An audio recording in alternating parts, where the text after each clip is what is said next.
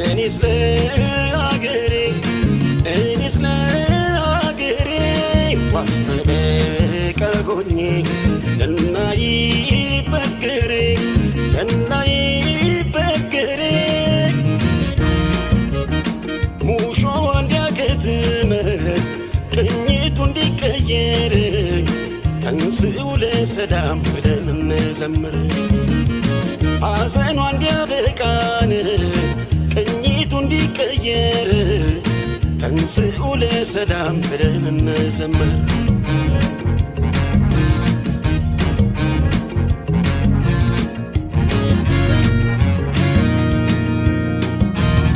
እንደ ጎራ ብጮህ ሰው ከተከተለኝ ለአገሬ መሆኑን ሁሉም ከተረዳኝ አሁን እጮኻለሁ ነገም ይሁን ዛሬን ሳልኖር ላኑር ብዬን ኢትዮጵያ አገሬን ሕዝቤ ሆይ ተነሳ ምንም ሳታቅማማ ጥላ እንኳን የለውም ሀገሬ ተቀማ በሀገር ይሻላል ብትቆስል ብትደማ ትውልድም ይኮራል ዝናህን ሲሰማ ዝናህን ሲሰማ አይሰለቸኝም በደጋግመው እንደ ዳዊቴ አገር እያልኩኝ ስምሽን ማወደስ ኢትዮጵያ እናቴ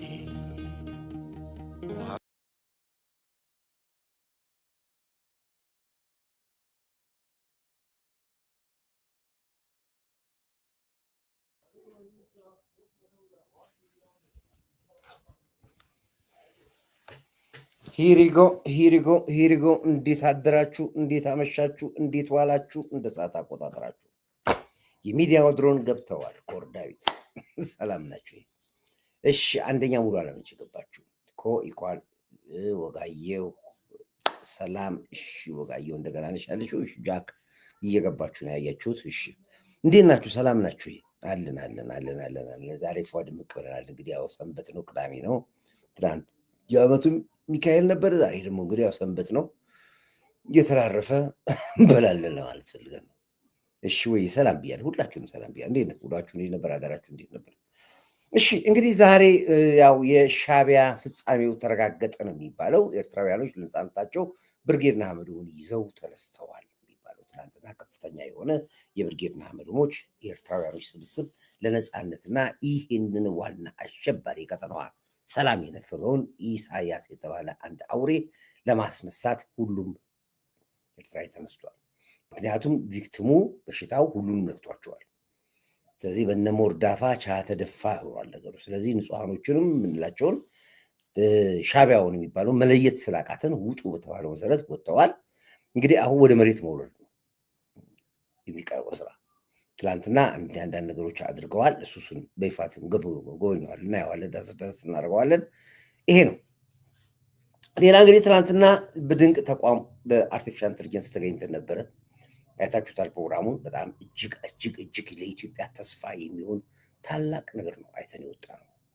አይታችሁታል። በፕሮግራም ላይ ተለቋል ያለው። እኛም በክብር እንግድነት ጎ ቴሌቪዥን ይዘን ማዕበል መረጃን ይዘን ትኩስ መረጃን ይዘን በቦታው ላይ ተገኝተን ተቋሙን ጎብኝተናል። ደስ የሚለው ነገር ተቋሙ ሲጀመር ስለነበርኩኝ ሲጀመር ገና እድሳቱ ኮንስትራክሽን ሲጀምር በቦታው ላይ ነበርኩኝ እና በዛ ፍጥነት ውስጥ ግን እንደዛ ሆኖ ማየቴ ለእኔ ለራሴ በጣም ማየት ከሚችለው በላይ ጠቅላይ ሚኒስትር ዶክተር አብይ እንደተገረመው ከዛ በላይ የተገረምኩበት ትልቅ ፕሮጀክት ነው። እንግዲህ በአርቲፊሻል ኢንተሊጀንስ ውስጥ ሁሉ ነገር ያየነው ቴክኖሎጂ ምን ያክል በኢትዮጵያ ላይ ከአፍሪካ ገዝፋ የወጣች ሀገር መሆኗን ያየነው። በተለይ የወጣቶቹ እንቅስቃሴ ስታዩዋቸው፣ የሚሰሩትን ስራ ስታዩዋቸው አታምኑ። እውነት ይሄ ነገር በኢትዮጵያ ውስጥ ነው ወይ ትላላችሁ? ባደጉ ሀገሮች አሜሪካን ሀገር ዞረናል፣ ኤሮፕን አይተናል፣ ካናዳ ውስጥ ተቀምጠናል፣ ያለነው ብዙ ሀገሮችን ጎብኝተናል። በምንም ተአምር ያውም በእንደዚህ አይነት ሲቹዌሽን ላይ ሆና ኢትዮጵያ ለዚህ መብቃቷ በጣም የሚገርም ድንቅ ተቋም። ለነገሩ ሰራተኞቹ ምን ያውቅ ነበር? ከስራ አስኪያጁ ከዋናው ኢንጂነር ዶክተር ኢንጂነር ወቁ ገቸና ጀምሮ እስከ ፕሮጀክቱ አስተባባሪ አቶ ይታገስ ድረስ እዛው ተቋም ውስጥ ሲያድሩ አውቅ ነበር። እንዲያውም አንዳንድ ጊዜ በዛ አለፍልና ያቻቸው እነሱ ሌሊቱን በሌሊት ሽፍት እንደገና ፈረቃ ይሰራ ነበር። ቀን ከሌሊት ነበር የሚሰራው ስራው። የስራውን አድካሚነት በሚገባ አውቀዋለሁ። ቦታው ላይ ስለነበርኩ ነው የማውቀው። እና እጅግ የሚያኮራ ስራ፣ ድንቅ ስራ፣ በተለይ ለኢትዮ ወጣቱ ትልቅ ተስፋ የሚገፍት ነው። ሌላ ስታርታፕ የሚባል እንደገና ደግሞ የጀማሪዎች ደግሞ ኮርስ ተጀምሯል። እዛ ወጣቶች አሁን ጊዜያችሁ ማባከን የለባችሁ። እዛ ገብታችሁ ቴክኖሎጂ መማር አለባችሁ። ነፃ ነው፣ እንደሰማሁት ከሆነ ነፃ ነው፣ የሚከፈል ክፍያ የለውም። ግን በቴክኖሎጂ በእውቀት ራሳችሁን ማዳበር የምትችሉበት ተቋም ነው የተከፈተላችሁ። መስፈርቱን አሟልታችሁ የሚያስፈልጉን ተመርታችሁ እዛ ቦታ ብትገኙ እና ብትማሩ ለሀገር ተስፋ ናችሁ፣ ለወገን ተስፋ ናችሁ፣ ለራሳችሁም ተስፋ ናችሁ። እንደዚህ አይነት ነገር ነው አሁን እየተስፋፋ ያለውና ድንቅ ተቋም ብዬነዋል። ጠቅላይ ሚኒስትር ዶክተር አብይም በዛ መልኩ ላይ የተናገራቸው አይናቅም ይዞታውም በእርግጠኝነት ራሳቸው ጠቅላይ ሚኒስትር ዶክተር አብይ በቦታው ላይ ተገኝተው ያስተላለፉትን መልእክት ነው እዚህ ጋር የምናየው። በጣም የሚገርም ነው። የሚገርም ድንቅ ተቋም ብዬዋለሁኝ። በእርግጠኝነት በቻይናም በመካከለኛው ምስራቅም በአውሮፓም በርካታ የኤአይ ተቋማት የማየት እድል አግኝቻለሁ። የኛ ኤአይ ያለበት ደረጃ የሚናቅ አይደለም። ጠቅላላ አቅሙም አይናቅም፣ ይዞታውም አይናቅም። ያከማቻቸው ቁሶች፣ ሀብቶች፣ እውቀቶች፣ ሶፍትዌሮች እና የዴታ ማከማቻ ቋቶች በሙሉ የሚናቁ አይደሉም። ይህንን በደንብ ጠብቀን ሳይበላሽ እንዲያደርግ ማድረግ ከቻል ለኢትዮጵያ በከፍተኛ ደረጃ ፋይዳ ያለው ትውልድ ነገ የሚኮራበት ስራ እንደሚሆን ተስፋ አደርጋለሁ። ያው እንደምታውቁት በካፒታል ማርኬት በኢትዮጵያ ሶቨሪን ዌልዝ የጀማመርናቸው ቴክኖሎጂ ቀመስ ኢትዮጵያን ከሌላው ዓለም የሚያስተካክሉ ተቋማት አሉ። የኤአይ ፍጥነትና እድገት ግን ከነዚያ ሁሉ አንጻር ሲታይ በጣም የሚያረካ ሆኖ አግኝቼዋለሁ። ሁላችንም ትምህርት ሰጪ ነው። ይህ ስራ እንዲሳካ የዚህ ተቋም አመራሮች፣ ሰራተኞች ትልቅ ነገር ነው። የዚህ ተቋም አመራሮች ያላቸው ይሄ ነው። አመራር ሁልጊዜ ወሳኝነት ሚና አለው። አመራሩ ወሳኝ። ወሎ ሶፈር ነበር ዋና ተቋማቸው አርቲፊሻል ኢንተለጀንስ ተምታቁት ከሆነ ከዛ ነው ወደዚህ ሙቭ ያደረገው። ሴንተር ላይ ነው ያለው መሆን ያለበት ቦታ። በዚህ በኩል ብሔራዊ ቲያትር ነው፣ ፊት ለፊት ያለው የድሮ ቀድሞ መከላከያ ሚኒስቴርና ፖስታ ቤት ነው ያለው። ወደ ላይ ወደ ፒያሳ ነው። በዚህ በኩል ሁሉን ነገር ያማከለ ቦታ ላይ የተሰራው ስራ ፕላስ የስራው ጥራት ቴክኖሎጂን ሁሉን የምታዩበት ስራ ነው የምታዩት። እና በዚህ አጋጣሚ ለማናቸውም ኢትዮጵያኖች ፕሮግራሙን አላቅም መቼ እንደሆነ ለማንም ክፍት ነው፣ ለማንም ክፍት እንደሆነ ማንም መጎብኘት እንደሚቻል ተነግሮኛል። ስኬጁሉን ጠይቃችሁ ሄዳችሁ ጎብኙ፣ ይዩት። እኛ ስላወራን አለን ኦፍኮርስ በቦታው ላይ ቀርበን ቀርጸን ያለውን እውነታ ይዘን አውጥተናል። አሁን ደግሞ ዋናው ፕሮግራም ዛሬ ይለቀቃል፣ በጎ ቴሌቪዥን ይለቀቃል፣ በማዕበልም ይለቀቃል። ሙሉ ቀረጻው ትላንትና ሃይላይቱን ብቻ ነው የሰራነው። ዞሮ ዞሮ ግን ሁላችሁም ዜጎች የተባላችሁ በሙሉ በቦታው ላይ ደርሳችሁ ይህ እንድታዩ እንፈልጋለን እና በጣም ለኢትዮጵያ ኩራት፣ ለሀገር ኩራት፣ ተስፋችን ምን ያክል ኢትዮጵያ የት እንደደረሰች ተስፋ የያዝንበት ስለሆነ በዚህ አጋጣሚ ላይ ለአመራሮች በሙሉ ከፍተኛ ምስጋና በጎ ቴሌቪዥን በመላው ኢትዮጵያውያን ስም በማዕበል ስም አመሰግናቸዋለሁኝ። በዚህ ጉዳይ ላይ ሰፊ ፕሮግራም ይዤበት እመጣለሁ። እሺ እንግዲህ ቀስ በቀስ ወደ ገደለው እንግባና እንግዲህ ምንድን ነው ዲቪዬ ሻዕቢያ ፍጻሜው ተረጋገጠ፣ ኤርትራውያኖች ነፃነታቸው ብርጌድና አመዶውን ይዘው ተነስተዋል የሚለው ነገር አልገባንም ትላላችሁ። ትንሽ ያሳያቸዋለሁ። እንግዲህ ባለፈው ሳምንት አስታውሱ ከሆነ ብርጌድና አመዶዎች በራሳቸው ሐሙስ ዕለት መግለጫ ይሰጣሉ። እስከዛ ድረስ ግን በዚህ ስብሰባ ያካሂዱ ነበረ። እሱን የተከታተልን ነው፣ ጆሮአችን ሰምተን ምንድን ነው ሻዕቢያ መወገድ አለበት፣ ኢሳያስ አፈወርቂ ይበቃዋል፣ የኤርትራ ህዝብ የራሱን መንግስት ማውጣት አለበት፣ ከጎረቤት ሁሉ ተባልተን መኖር የለብንም፣ ተሸማቀን መኖር የለብንም በሚል ኤርትራውያኖች የነፃነት ትግል ጀምረዋል ቆይቷል። ብርጌድና አመዶዎች እንቅስቃሴ አሁን ግን ወደ መሬት ወርደዋል። የበለጠ መሬት የወረዱት ደግሞ ትናንትና በይፋ በአንድ ድምፅ ኤርትራውያኖች ነን የሚሉ ሰላም እንፈልጋለን የሚሉ ሰዎች ተነስተን አይተናቸዋል። እንግዲህ የእነሱንም ትንሽ እንዳስበታለን ያለ ነው። ከዛ በፊት እንግዲህ ወደ ሁለተኛው ስንመራ የጽንፈኛው ቡድን በየአቅጣጫው የተስተናገደ ነው ያለው። የሚገባው ቋንቋ ነው የሚስተናገደ ያለው። እንግዲህ የሸኔ ኃይል በአንድ አቅጣጫ ላይ ምን ያክል እንደነበረ ያው ትላንትና አንዳንድ ምድሮች ተለቅቋል ያለው፣ እኛም እናበራራበታለን ያለው። በፋኖ እንቅስቃሴ በኩል ገብቶ የነበረው የሻዕቢያ እና የህወሓት ወታደሮች ከነትጥቃቸው ሙሉ በሙሉ ረግፈዋል። ሙሉ መሳሪያቸውንም ጀግና መከላከያ ሰራዊታችን ተረክቧቸዋል ያሉት። እንግዲህ በሶስት አቅጣጫ ላይ ነበር የመጡት የነበረው። የመጀመሪያው የመጣው የራሱ የህዋት ጦር ነው የመጣው። የህዋት ጦር ፋኖ ነኝ ብሎ ነበር የገባው። መከላከያ ቀድሞ መረጃው ነበረው። ታጣቂዎች የተወሰኑ አማራዎችን ከፊት አስቀምጠው የመጡ የነበረው እዛው ላይ እንግዲህ እዛው በላች እዛው ቀረች ሆኗል። ሁለተኛው ወደ ወልቃይት በኩል አጠቃለው ብሎ የመጣው የሻዕቢያና የህዋት ጥምር ጦር ነበረ። ፋኖችን አስከትለው የመጡት እነሱም በሚገባቸው ቋንቋ ተስተናግደዋል። ሶስተኛው በኦሮሚያ ክልል አካባቢ ላይ ይንቀሳቀስ የነበረው የኦሮሚያ ቋንቋ ተናጋሪ አሁንም የሻዕቢያና የህዋት ጀሌዎች ነበር የገቡት። እነሱም በሚገባቸው ቋንቋ ተስተናግደዋል። ይህንን ለማየት ከፈለጋችሁ ምናልባት ወደ ጎህ ቲቪ ፌስቡክ ላይ ስትገቡ ብዙ ነገሮች ማየት ትችላላችሁ። ይሄ እንግዲህ ገና ይቀጥላሉ፣ ጅማሮ ነው። አሁን ከዚህ በኋላ የጽዳት ዘመቻ ውስጥ ነው ያለ። በዚህ መሀል ውስጥ እንግዲህ አርኪቡልኪዎቹ ምንድን ነው የሚሰሩት የሚለው እናያለን። ትናንት ሰራዊት ፕሮግራም ላይ አይታችሁ ከሆነ የሻዕቢያ ሰራዊት ወደ ትግራይ ገብቷል ብያችሁ ነበር። እንግዲህ በትናንትና ዕለት አመራሮች መገደል አለባቸው፣ አመራሮች መሞት አለባቸው የሚለውን መመሪያ ከኢሳያስ አፈወርቂ የተቀበለው የሻዕቢያ አጥቂ ቡድን ትናንትና መቀሌ ገብተው የደብረ ጽዮንን ቤት በቦምብ በማፈንዳት እና የተለያዩ አደጋዎችን በማድረስ ከፍተኛ ጉዳት እንደደረሰ መረጃዎች ያቀብለውናል። እንግዲህ የነበረ ውድመት ምንድን ነው፣ የሞተ ሰው ማን የሚለውን ዝርዝሩ አልመጣልንም። ግን ጅማሮ ራሱ ትልቅ ምልክት ነው። ሻዕቢያ ትግራይን አጠፋለሁ ባለው መሰረት የተሳካለት ይመስለኛል። የመጀመሪያው ምሳሌ እንግዲህ በራሱ በደብረ ጽዮን የጀመሩት። ስለዚህ ይሄ ትልቅ ነገር ነው። የሀገሬን ብልጽግና በአንተ አይን ውስጥ እያየሁ ልቤው ሐሴት ታድርጋለህ ቲንኪ ሚሊዮን። እንግዲህ ይሄ ወሳኝ ነገር ነው። ነግሬያችኋለሁ። ኳሱ ነጥሮ ገብቷል። ይሄ ጦርነት ከዚህ በኋላ በአማራ ክልል ላይ፣ በኦሮሚያ ክልል፣ በአፋር፣ በሶማሌ ላይ ይሄ ጦርነት ከዚህ በኋላ ብታምኑ ባታምኑ በትግራይና በአስመራ ላይ ይጠናቀቃል ብያቸዋለሁ። ለዚህ ነው የትግራይ ህዝብ ንቃ። አጠገቤ የገባው ሻዕቢያ ሊረዳ አይደለም ሊያጠፋ ነው የገባው፣ አውጣው ብዬ የምታገል ለዚህ ነው። ይሄ ነው። ስለዚህ አሁንም ጅማሮ እና ያላችሁት ምልክት ነው። ምናልባት ነገም ከነገ ወዲያም ከዚህ የባሰዎችን ነገር ልንሰማ ልናይ እንችላለን። አሁንም ቢሆን የትግራይ ህዝብ ንቃ ብለህ አይንን ግልጽ ብለው። ሌላ እንግዲህ ወደ ህዝባዊ ቤተኝነት እንመጣለን። ህዝባዊ ቤተኝነት የሚለውን ከተንቀሳቀሰው ኃይል በራሱ ጊዜ እየተበታተነ እየመጣ ነው ያለው። እንዲያውም አንዳንድ ውዝግቦችም ነበሩ። አቃጥላላለም ደብረ ጽዮን እንትና ማን ነው ዘመነ እኔ ውስጥ ያሉትን የፋኖ አመራር አቃጥላለሁ ብሏል። አንድም ፋኖ ሆኖ በተለያየ መንገድ ላይ ካገኘሁት አቃጥላለሁ በይፋ ነው የተናገረው። ይሄንን እያወቁ የአማጽያን ኃይሎቹ እያወቁ ዘመነ ይሄን አይልም ብለው ተከራከሩ። እንዴት ነው የማይለው? እንዴት ነው ያላለው? እኛ ሰርተንበታል። ላይፍ አቃጥሏለሁ በሳት ነው ያለው። እንዳለውም ደግሞ አቃጥሏል። ስንቱ ነው የፋኖ አማራ እስር ቤት ውስጥ እኮ ከ365 በላይ እስረኞች ናቸው እኮ ፋኖ ለሌላ አቀባይ ናቸው እየተባሉ እኮ እስር ቤት ውስጥ ገብተው የሞቱት እኮ ስንት ናቸው? ስንት የአማራ ወጣት አለ እስር ቤት የታፈነው? የፋኖ አመራሮች እኮ ተረሸኑ፣ ተገዳደሉ፣ ተጨፋጨፉ የሚባለው እኮ እነሱ የሚሰሩት ናቸው። አቃጥላለሁ ብሏል፣ አቃጥሏል። ትናንትና ልደቱ ወጥቶ አላለም።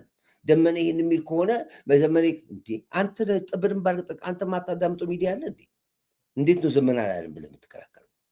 እና እዚህ ጋር ከሪዮት ጋር ያደረገው ንግግር ትንሽ በጣም ስላናደደኝ፣ ውሸታችሁ ስላናደደኝ እሷን ትንሽ እንስማና ወደሚቀጥለው ንግባ። ምንድን ነው ያልከው? ተናገር፣ ህዝቡ ይስማው። ዘመነን ነው ቅድም አንተ ጠቅሰኸው ነበር ማለት ከሃዲዎች እንደዚህ። ይሄን በደንብ እናዳምጡ። እንግዲህ ምንድነው እሱ አቶ ልደቱ አያሌው ፋኖችን እና የፋኖ አመራሮችን በእሳት አቃጥላለሁ ያለውን ዘመነ ካሴን ሲናገር አልሰማሁትም። ከተናገረ ግን አምሬ ወቅሰዋለሁኝ፣ አምሬ ወነጅለዋለሁ ብሏል ነው የምትለው እሷ። እንዴት አድርጎ ነው ልደቱ አልሰማሁም የምትለው? ስንት ነገር የጀዋር ወሬ እንኳን አያመልጥም። እንኳን እንደዚህ አይነት ዜና ይቀርና ራሱ ዘመነ የተናገረው መግለጫው እንዴት አልሰማሁም ብለህ ዋሸ? እስከ መቼ ድረስ ነው እናንተ ፖለቲከኞች የምትባሉ በውሸቱ ዓለም ውስጥ የምትኖሩት? እና ፋኖችንና የፋኖ አመራሮችን በእሳት አቃጥላለሁ ያለውን የዘመነ ካሴ ንግግር እስከ ዛሬ ድረስ ያልሰሙት አቶ ልደቱ አያሌው ይላል በጋዜጠኛ ሪዮት ዓለሙ ቢነገራቸው ከመቀመጫቸው በመነሳት 3 ጊዜ ማን ነው መቼ ነው ብሎ ጠየቀ ነው። በደንብ አድርገህ ሰምተሃል። በደንብ አድርገህ ሪዮት እንዲያውም በዚህ ላይ ደነቋት። እንዴት አልሰማሁም ትላለህ ብላለችው። ውሸታሞች ናቸው። ለዚህ ነው ቢገኙ ብሎ ማለት ነው ማለት ከሃዲዎች እንደዚህዎች ቢገኙ ብሎ ማለት ነው። በጥይት አይደለም በእንትን ነው በእሳት ነው የምናቃጥላችሁ። ይህን ንግግር የጠቀሰው አሁን ፈለቀ የዘመነን ነው። ቅድም አንተ ጠቅሰኸው ነበረ ህዝባዊ እምቢተኝነትን በተመለከተ ለምሳሌ ድጋፍ ከሰጡ ምናምን መሪዎች ውስጥ ምናምን ማለት ነው አይደለም። ስለዚህ እሱኑ ጠቀሰልህ ማለት ነው። አድማጩ ደግሞ እኔ በሳት አቃጥሎ የሚል ንግግር አልፎ ሊሆን ይችላል አዳምጬ አላውቅም። ይሄን ከተናገረ ግን ቆይ አዳምጪኝ። ይሄን ከተናገረ ዘመነ መወገዝ አለበት ብዬ ነው ትክክል አይደለም ብዬ ነው ብሎ ከሆነ ለምን ተዋሻለህ ልደቱ? ይሄ እኮ በተለያየ መግለጫ ላይ በራሳችሁ ሰዎች ሲገለጽ የነበረ ነገር ነው። ንግግሩ ነው የተገለጸው። እንዲያውም የአንድ ወቅት መነጋገሪያ የነበረ ነው። እንዴት አማራን ያቃጥላል እየተባለ እኛ ሁሉ ላይ ሰርተንበታል።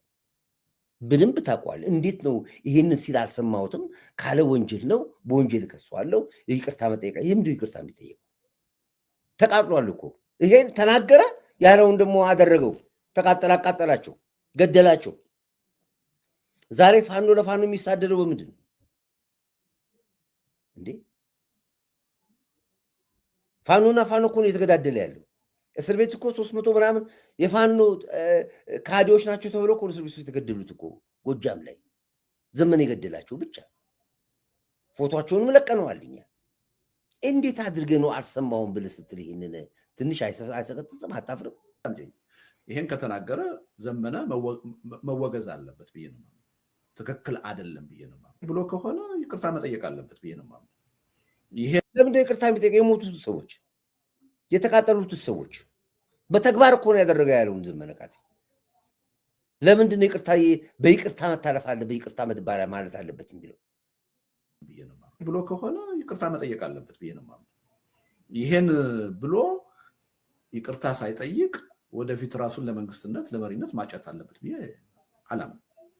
እኔ አላዳመጥኩም፣ ግን አልፎይ ከሆነ ማለት ነው የአንድ አገርን ህዝብን ነፃ ወጣለሁ ለህዝብ ነው የምታገለ የሚል አካል በሳት አቃጥሉ ብሎ ትእዛዝ የሚሰጥ ከሆነ የሚሰራውን የሚያውቅ አይመስለኝም። ለራሱም ለሀገርም ለህዝብም ይጠቅማል የሚል እምነት የለኝም። ስለዚህ ይሄ በሱ ጫንቃ ላይ ያለ ዳውት ነው የሚሆነው። እንደዚህ ብሎ ከሆነ እኔ መስማት ፈልጋለሁ። ይሄ መወገዝ አለበት። ታገኘዋለህ፣ ሰርች ማድረግ ነው በቀላሉ ታገኘዋለህ። ፌስቡክም ዩቲዩብም ተከፈተ። ቁሜ እየሄዱ የጎጃም ትግል አይከፈልም ወይኔ የለሁ እዚህ ድርጅት ውስጥ ያገኙት ሰውም ካለ ሲሆን አቅም አላጣ እንዲሁ አቅም አጥሮኝ ካልተወሰደ ስር በሳት ነው ማቃጠል፣ በጥይት አልመጣው። አይ እንዲሁ አቅም አጥሮኝ ካልተወሰደ ስር በሳት ነው ማቃጠል፣ በጥይት አልመጣው። ሲሆን አቅም አላጣ እንዲሁ አቅም አጥሮኝ ካልተወሰደ ስር በሳት ነው ማቃጠል፣ በጥይት አልመጣው። ሲሆን አቅም አላጣ እንዲሁ አቅም አጥሮኝ ካልተወሰደ ስር በሳት ነው ማቃጠል፣ በጥይት አልመጣው። አይቻልም ሲሆን አቅም አላጣ እንዲሁ አቅም አጥሮኝ ካልተወሰደ ስር በሳት ነው ማቃጠል፣ በጥይት አልመጣው። አይቻልም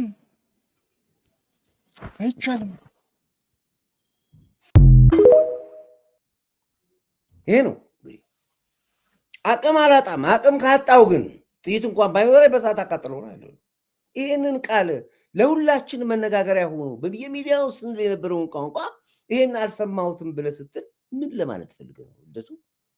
ለዚህ ነው የጦዘባችሁ ፖለቲከኞች ናችሁ የምንለው። በውሸት ውስጥ ብቻ ነው የምትኖሩት ልምላችሁ። ለዚህ ነው እኛ መረጃና ማስረጃውን ሳንይዝ ፖለቲካ አንሰራም። መረጃ ብቻ ስላለኝ እኔ ፖለቲካ አልሰራም፣ ማስረጃው አብሮኝ ካልሆነ በስተቀር። ማስረጃ ስላለኝም አልሰራም መረጃውን ሳልሰበስብ። ስለዚህ ስትዋሹ አትሊስት እነ ኮርዳይት ላይ ማስረጃ አሉ ፋይሉን ያወጡብናል ብላችሁ መፍራት አለባችሁ። ስለምናወጣባችሁ ነው መፍራት ያለባችሁ። ስለዚህ ይሄ ከባድ የሆነ ወጥተህ ይቅርታ ጠይቅ። አንተ ራስህ ለማድበስበስ ነው ያልኩት ብለህ ወጥተህ ይቅርታ ጠይቅ እንጂ ወደ ሌላ ነገር ባትገባ ደስ ይለኛል። ኦኬ ይሄን እንደዚህ በዚህ በኩል ተውና እስኪ ወደ ብርጌድ ንሓመዶሞች እንመለስ። ወደ ብርጌድ ንሓመዶሞች እንግዲህ ትናንትና ኦፊሻሊ የሆነ ነገር ነው ያለው። ከፍተኛ የሆነ ድምፅ ነው ያሰሙት። እንግዲህ እሱን ትንሽ እንስማውና ወደ ሲሆን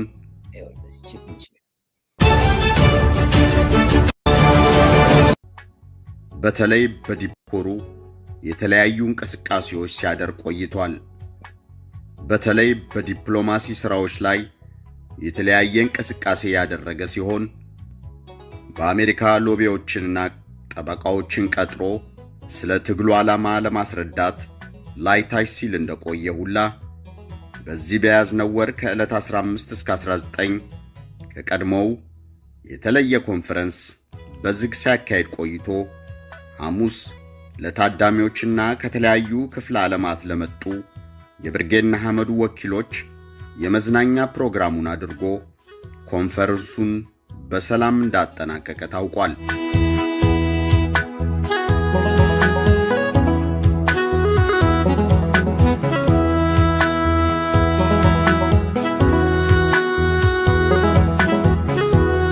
የብርጌድ ንሓመዱ እንቅስቃሴን ለመግታት የሻዕቢያ ተላላኪዎች በማህበራዊ ሚዲያ ያደረጉት እንቅስቃሴ ውሃ በልቶት ብርጌድ ንሓመዱ የተዘጋጀበትን ኮንፈረንስ በሰላም አጠናቋል።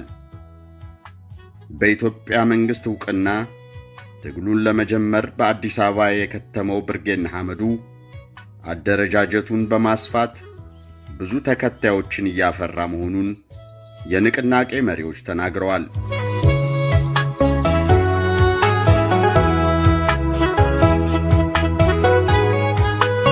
ወፉ በየነ እንግዲህ የብርጌድ ንሓመዱ ፕሬዝዳንት እሱ ነው ያለው። ባለፈው እንግዲህ ከኛም ጋር በጎቴሌቪዥን በቅርብ ቀን ደግሞ አምጥተናቸው ዓላማቸውን ይነግሩናል። እንግዲህ ኤርትራ ነፃ መውጣት አለበት ብለን ስንል በዚህ መልኩ ነው። ከአውሮፓና ከአሜሪካ እንዲሁም ከአውስትራሊያና ከተለያዩ የአፍሪካ ሀገራት በተወካይነት በኮንፈረንሱ የተሳተፉት የንቅናቄው አባላት ኮንፈረንሱ ጥሩና ዝርዝሩን በቅርብ በድረ ገጻቸው እንደሚያሳውቁት ደግሞ አረጋግጠዋል።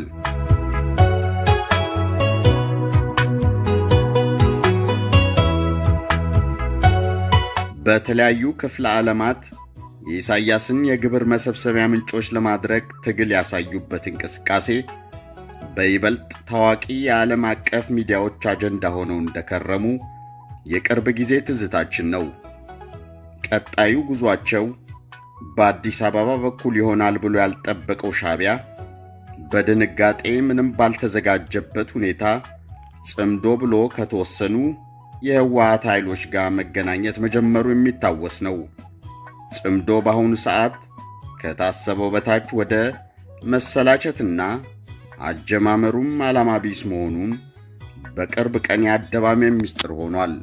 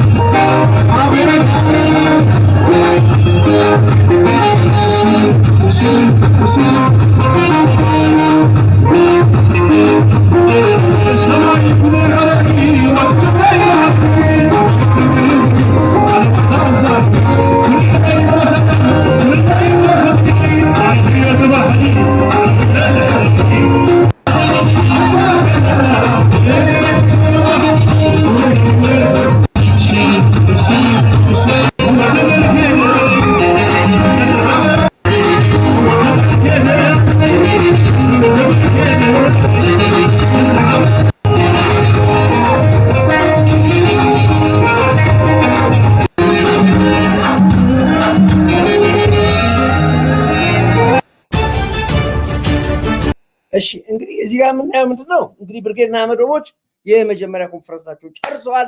ከዚህ በኋላ ወደ መሬት ነው። ከዚህ በኋላ ስብሰባ አንፈልግም። በኢትዮጵያ መንግስትም በኩል ይሁን በህዝብም በኩል የሚያስፈልገውን ድጋፍ ይዛችሁ ቀጥታ ጉዞ ወደ አስመራ ነው። በቃ ወደ አስመራ ጉዞ ብቻ፣ ምንም አይነት ነገር አያስፈልግም።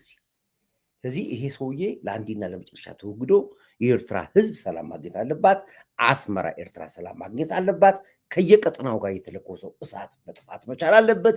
እንግዲህ ይህን ያክል ህዝብ እንግዲህ ከውስጥም ከውጭም ተባብራችሁ አንድ ከሆናችሁ እና የኤርትራ ነፃነት ጉዳይ የምትታገሉ ከሆናችሁ እኛ ከጎናችሁ አለን። የኢትዮጵያ ህዝብ ከጎናችሁ አለ። ወደ ሜዳ እንድትወርዱ ነው የምፈልገው። በዚህ አጋጣሚ ላይ ውጤታችሁን ሳላደንቃችሁ አልፈልግም። እንግዲህ ይህን በማስተካከል በተለያየ አገሮች ላይ የሻዕቢያ ቡድኖች እንግዲህ ያው እየተያዙ ነው ያሉት። ዛሬም እንግዲህ የሂውማን ትራፊካር የሆነው ሻዕቢያዊ በኔዘርላንድ መሰለኝ በፍርድ ቤት ቀርቦ እንግዲህ የ25 ዓመት ነው 30 ዓመት ጽናት ተፈርዶበታል። እንግዲህ በአብዛኛው በወንጀል ስራ ነው የሚሰማሩት ሻዕቢያዎች ብያልኩት። ትናንትናም ያለ መንግስታት አንድ ዜጋ የዘገቡት ጋዜጣ ደግሞ ዛሬ በኔዘርላንድ ተጀምሯል። ኔዘርላንድ ላይ ህገወጥ የሰዎች ዝውውር መረብ በመዘርጋት በስደተኞች ላይ ግፍ እንግዲህ የህገወጥ ሂውማን ትራፊካር ስራ የሚሰሩት በሙሉ ሻዕቢያዎች ናቸው። እንዲያውም ኩላሊትም ሸጠው ነው። አንዱ ኩላሊትም አውጥተው በአንዱ ኩላሊት ብቻ የምትገባው ስትገባ ራሱ አንዱ ይሸጣል፣ በአንዱ ኩላሊት የምታስገባው። እንግዲህ በዚህ ጉዳይ ላይ ብዙዎቹን አሁን እየተያዙ በኔዘርላንድ በተለያዩ ሀገሮች ሂውማን ትራፊካር ሆኖ የሚሰሩት ኤርትራዊ ሻዕቢያውያን በሙሉ እየተያዙ መጥተዋል ማለት ነው። ዛሬም በዚሁ መልኩ አንዱ ቦታ ላይ ያው እንግዲህ ዜናውን አዳምጡት እየተያዙ ናቸው ያሉት። ወንድም የሚለው ዜና ህገወጥ የሰዎች ዝውውር መረብ በመዘርጋት በስደተኞች ላይ ግፍ ፈጽሟል በሚል የተጠረጠረው ኤርትራዊው ተወልደ ጎይቶም የክስ ሂደቱ ዛሬ በኔዘርላንድ ተጀምሯል።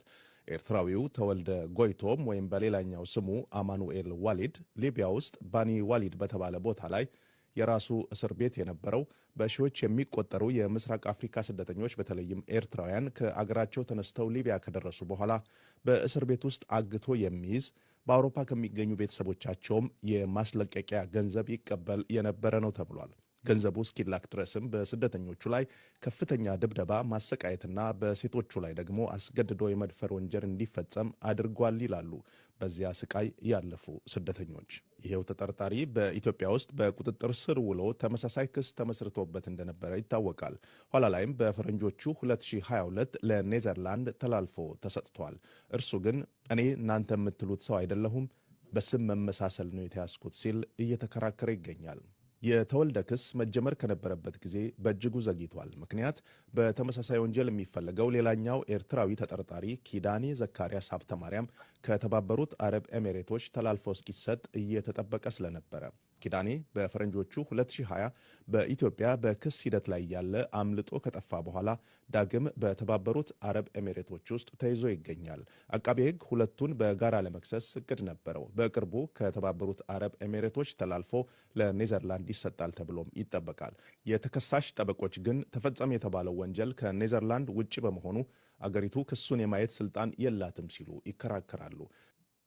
እሺ እንግዲህ ይሄ ነው ሻዕቢያዎች ኩላሊትን አውጥተው ከዛ በኋላ በሂውማን ትራፊክ ውስጥ የሚያሰቃዩት የሻዕቢያ አባላቶች ኤርትራውያኖች ደግሞ ናቸው። የኔዘርላንድ ፖሊስ ዛሬ ለህግ አቅርቦታል። እንግዲህ ውሳኔው ምንድን ነው የሚለውን ነገር አንድ ወዳጄ ሲነግረኝ እስከ 25 ዓመት ጽኑ እስራት ነው የሚባለው። 25 ዓመት የሚባል ጽኑ እስራት የለም። ወንጀላቸው ገና በተለያዩ ዓለማት ውስጥ እየቀረበ ነው ያለው። ስለዚህ ሻዕቢያዎች አሁንም ቢሆን ለኤርትራም ጸር ናቸው፣ ለኢትዮጵያ ጸር ናቸው፣ ለኬንያ ጸር ናቸው፣ ለሱዳን ጸር ናቸው። ሻዕቢያዎችን አጥብቀን እንዋጋለን የምንለው የገቡበት እንትን ከባድ ስለሆነ አደገኞች ናቸው፣ ማፊያዎች ናቸው። እኮካው ሰላም ብያለሁ። አይ ኢንተርናሽናል ክራይም ብዙ ናቸው እና ሰላም ና ይሄ ነው ያለው። ስለዚህ አሁንም ቢሆን በምንም ተአምር ለአንዴና ለመጨረሻ ጊዜ ኤርትራውያኖች አሁን እንደተነሳችሁት አነሳስ ተነስታችሁ የኤርትራን ህዝብ መታደግ መቻል አለባችሁ። ይበቃዋል። ሰው በቃ አለቀ። በቀጠናው ሰላም መምጣት ስላለበት ነው። እንግዲህ ይህን ካልኩኝ ነፃ ውጭ የሚባሉት ሰዎች ነው። የኦሮሞ ነፃ ውጭ የሚባል የለም። የአማራ ነፃ ውጭ የሚባል፣ የጉራጌ ነፃ ውጭ የሚባል የለም። እነዚህ ደላሎች ናቸው። የኦሮሞ ነፃ ውጭ የሚባለው ነው የኦሮሞን ህዝብ እየጨፈጨፈ ያለ። ኦሮሞ መሬት ላይ ሆኖ ኦሮሞን የሚያሰቃይ ያለ። የአማራ ነፃ ውጭ ብሎ ነኝ ፋኖ ነኝ ብሎ የአማራን ህዝብ እያሰቃየ ያለ። የአማራ ነፃ ውጭ የሚባል የለም። ህዝብ ነው ይስቃያሉ። ምስኪኑ ህዝብ ምንም የማያውቅ ፖለቲካ የማያውቅ ህዝብ የሀገሪቷ መሪ ማን ነው ብለህ ብትለው መልስ የማይመልሰው ንጹሐን ነው እያስጨረሱ ያሉት። እነዚህ ክሪሚናሎች ናቸው። ጠቅላይ ሚኒስትር ዶክተር አብይ በአንድ ወቅት የተናገረው ነገር አለ። ይህን እቺ በጣም የሚገርማችሁ ነገር እቺ ነገር ላምጣላችሁ፣ ለትዝታ ነው የሚያመጣላችሁ። ይህን አንድ ጊዜ ላምጣላችሁ። አንዴ እቺን አንድ ጊዜ ላምጣላችሁ። መስተካከል ያለበት የኦነግ ሸኔ ወይም ሽፍታው አማራ ብቻ ገደለ የሚለው አደገኛ ነው። መስተካከል ያለበት የኦነግ ሸኔ ወይም ሽፍታው አማራ ብቻ ገደለ የሚለው አደገኛ ነገር ነው። የኦነግ ሸኔ ከአማራ በላይ ያዋረደው ኦሮሞን ነው። ከነነፍሱ አቃጥሏል። 10-15 ምሽግ ውስጥ ጥሏል። በምዕራብ ወለጋ 3-4 ወር ስንዋጋ ከነሱ ጋር በነበረው ውጊያ ስልክ አልነበረም። በጣም የሚያሳዝነው ነገር ግን በወለጋ 3-4 ወር ስልክ መጥፋቱን አንድም የውጭ ሰው ኮምፕሌን አድርጎ ያውቃል። ይሄ ነው እንግዲህ ኦሮሞ ነፃ አውጪ ነኝ የሚለው እና ኦሮሞ ውስጥ የተቀመጠ ኦሮሞን እየጨፈጨፈ ነው። ኦሮሞን ህዝብ ነው እየጨፈጨፈ፣ ኦሮሞን ህዝብ እያሰቃየ ነው። የኦሮሞን መንገድ እየዘጋ ነው። የአማራ ነፃ አውጪ ብላችሁ የምትሉት የአማራውን ህዝብ እየጨፈጨፈ ነው። የአማራውን መንገድ እየዘጋ ነው። የአማራውን አምቡላንስ እያቃጠለ ነው። ትግራይን ብትገቡ ይሄ ነው። የትግራይ ነፃ አውጪ የሚባለው የትግራይን ህዝብ ነው እየጨፈጨፈ ያለው። ዛሬ አንደርታና አድዋው እየተጨፈጨፈ ያለው ምንድን ያልከኝ? ማን በላይ ነው። እባክህ ኤርትራኖችን አትመናቸው። ነገ ነፃነት ሲያገኙ እንደማያነሱ ምን መተማመኛ አለና ብርጌድና ምዶ እያልክም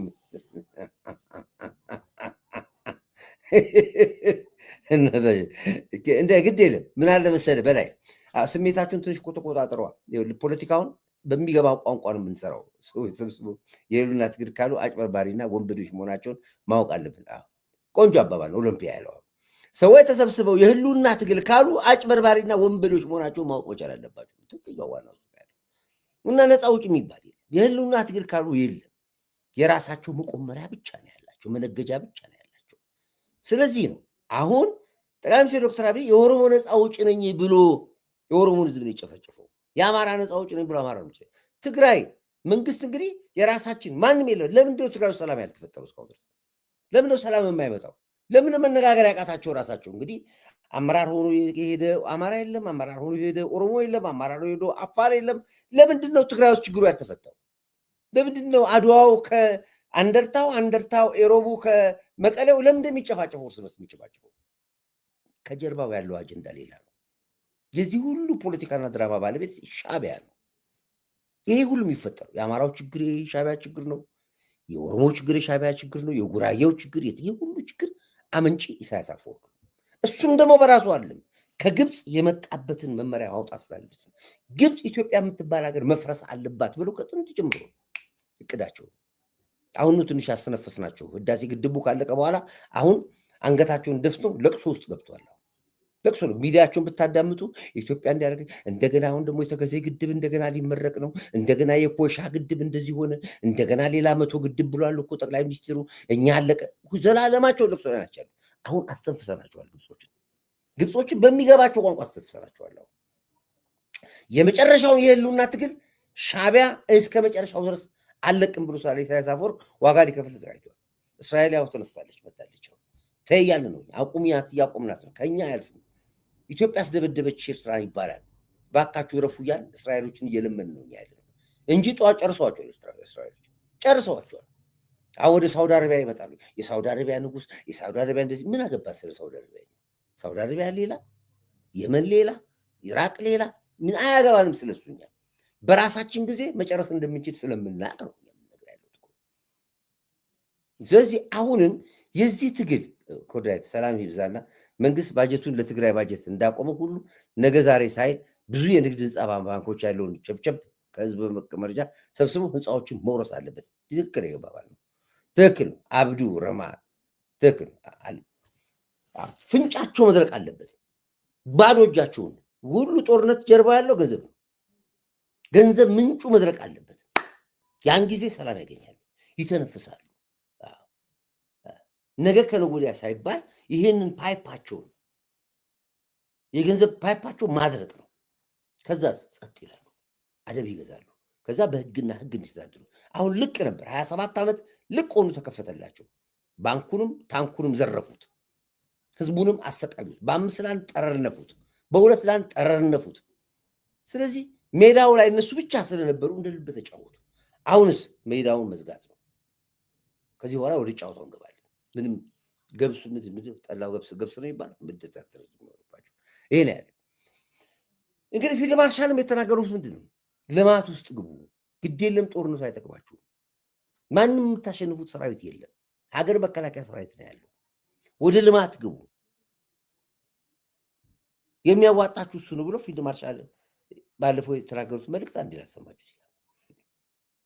ልማት መግባት አለበት። ክልሎች ውስጥ ያላችሁ የነፃነት ታጋዮች ይመጡልናል፣ የነፃነት ታጋዮች ነፃ ያወጣናል፣ ነፃነት እንደዚህ ሆነዋል፣ አንድ እዳው ገብስ ነው እዳው ገብስ ብለው የምታስቡ አታስቡት። ማንም ነፃ ውጪ ለኢትዮጵያ የሚመጣ የለም ከዚህ በኋላ ጌም ኦቨር። አይታችኋል እንግዲህ ጽምዶ የሚባል ተቋም እንዳነሳሳቸው ዛሬ እኮ ገብቷል አዲስ አበባ። እዛው ነው በአየር ላይ ነው የከሰሙት፣ በአየር ላይ ከሰሙ። ጌም ኦቨር። ይኸው አሁን ህዝባዊ እምቢተኝነት ምናምን አሉ። የለም 45 ቀን አለ 45 ዓመት ሰጠናቸው። የለም አይመጡም።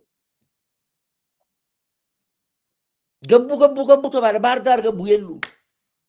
ገቡ ወሎ፣ የሉም። ላሊበላ የሉም። ገቡ አዲስ አበባ የለም፣ ወፍ የለም። አዲስ አበባ እኮ ነው እኛ ያለነው። የትም እኮ አለ አዲስ አበባ ሆነን ነው የምናወራው። እነሱ እንደሚያወራቸው አዲስ አበባ መውጫው መግቢያው አንዳንድ ደስ የሚለኝ ነገር ነው። ኩሮ ሲያወሩ በጣም ወድላቸው።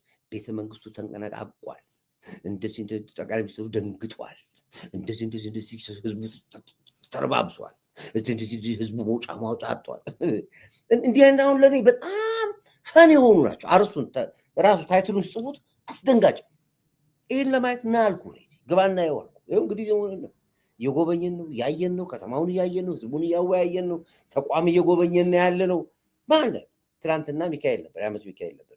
በየቦታው ሚካኤል ባለበት ቦታ በሙሉ ከተማው መንገድ በዚህ በኩል ተዘግቶ ታቦት በዚህ በኩል እየሄደ ህዝቡ በዚህ እየተረማመሰ በቃ ይሄ አዲስ አበባ ልክ በየክፍለ ሀገሩ ነው የምላቸው። ሂዱና ይሁ። እሺ ታዲያ የትኛዋን አዲስ አበባ ነው ሰዎች የሚያወሩልን? ስለ የትኛው አዲስ አበባ ነው ዕጣ ፈንታ የሚያወሩልን? የለም፣ ወፍ የለም። አማራም ክልል ብትሄዱ ይሆን ያለው፣ ኦሮሚያ ክልል ብትሄዱ እንደዚሁ ሰላም ነው ያለው። ሽፍታ አለ። ሽፍታ ነገርኩህ። አንዳንድ የምታበሳችሁ ሽፍታ ትናንትና ነበረ፣ ዛሬ አለ፣ ነገም አለ። ነገም አገር ሰላም ሆኖ ሁሉ ነገር ተጠናቆም ሽፍታ አለ። ሽፍታ ማለት ምንድን ነው? ሽፍታ ማለት ወንጀለኛ ምርጫ የሌለው ማለት ነው። ወንጀለኛ ነው፣ እስር ቤት ከፍቶ ነው የወጣው፣ ምርጫ የለውም።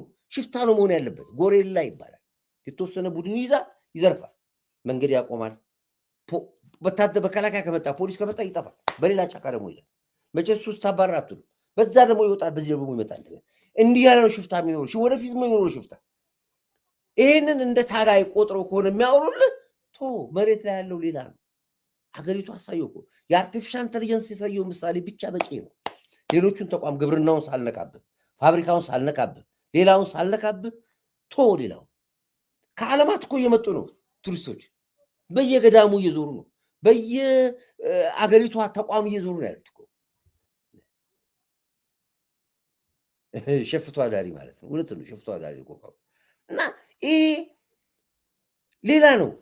እነሱ አሁን የሚፈልጉት በሽብር ህዝቡን እንነውጠው ነው። የጭንቅላት ሽብር ነው ያለው። ሀገሪቷ የአንድ ወር ከዚህ በኋላ ባንኩ አልቋል፣ አንድ ወር እንኳን ገቢ የለውም፣ በቃ መንግስት እርቃኑን ቀርቷል ይለዋል።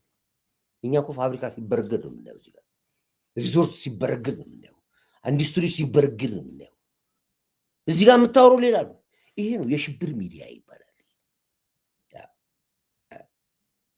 አከብርን ይኸው ቅዱስ ዮሐንስ ገባ ረዲፍ አከብርን አይገልጸውም። ማታ ነው ቤታችን የገባ። እንግዲህ የአዲስ አበባ ልጆች ናቸው እዚህ ጋር የሚገቡት ያሉት። በየቦታው ብትገቡ ይህን ታሪክ ነው።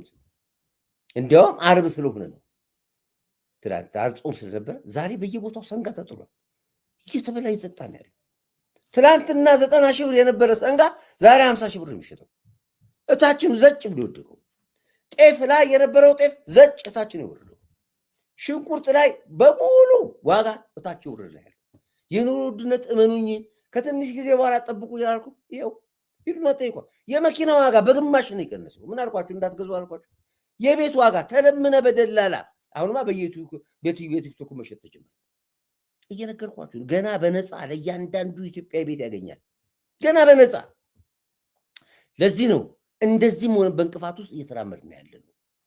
ችግር ያለ በደንብ አለ። ችግር ያለ በደንብ በአማራ ፋኖ በኩል ያለው እውነተኞቹ የገቡ ነው ያሉት። በቃም ብለው እውነተኞቹ።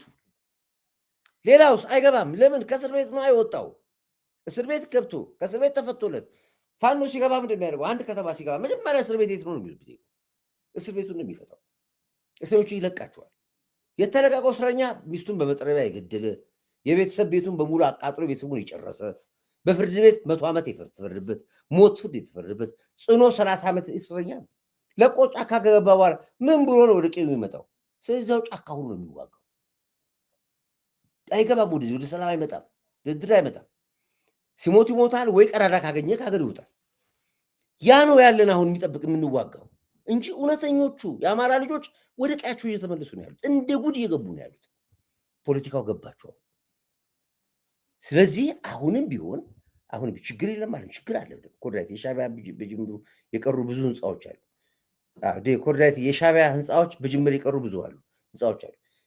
ሊሸጡ ያለበት ህንፃዎች ብዙ አልነቀም። ልክ እንደ ሪል ስቴት የሆኑ ብዙ አሉ። በግለሰብ ስም ያሉ ህንፃዎች ያለቁትም እሱ መንግስት እርምጃ እየወሰደ ነው ያለው። ስለዚህ እኮ ነው አሁን ቤት መሸጥ መለወጥ አትችልም ቢሆኑ ያጣራ ስለሆነ እኮ ነው። ይሄ ይገርማል። በጣም ትለያለህ እኮ ኮርዬ፣ በጣም ትገርማለህ። በጣም ትለያለህ። ስለዚህ አሁንም ችግር ይኖራል፣ በደንብ ነው የሚኖረው። ያ ችግር ግን ይቀረፋል። እመኑኝ። አሁን እየጸዳን የመጣ ነው ያለው። ነጥሮ እየወጣ ነው፣ እንደ ኳስ እየነጠረ እየወጣ ነው ያለው። በዚህ ውስጥ ነው በጽናት ማለፍ የሚፈልግ።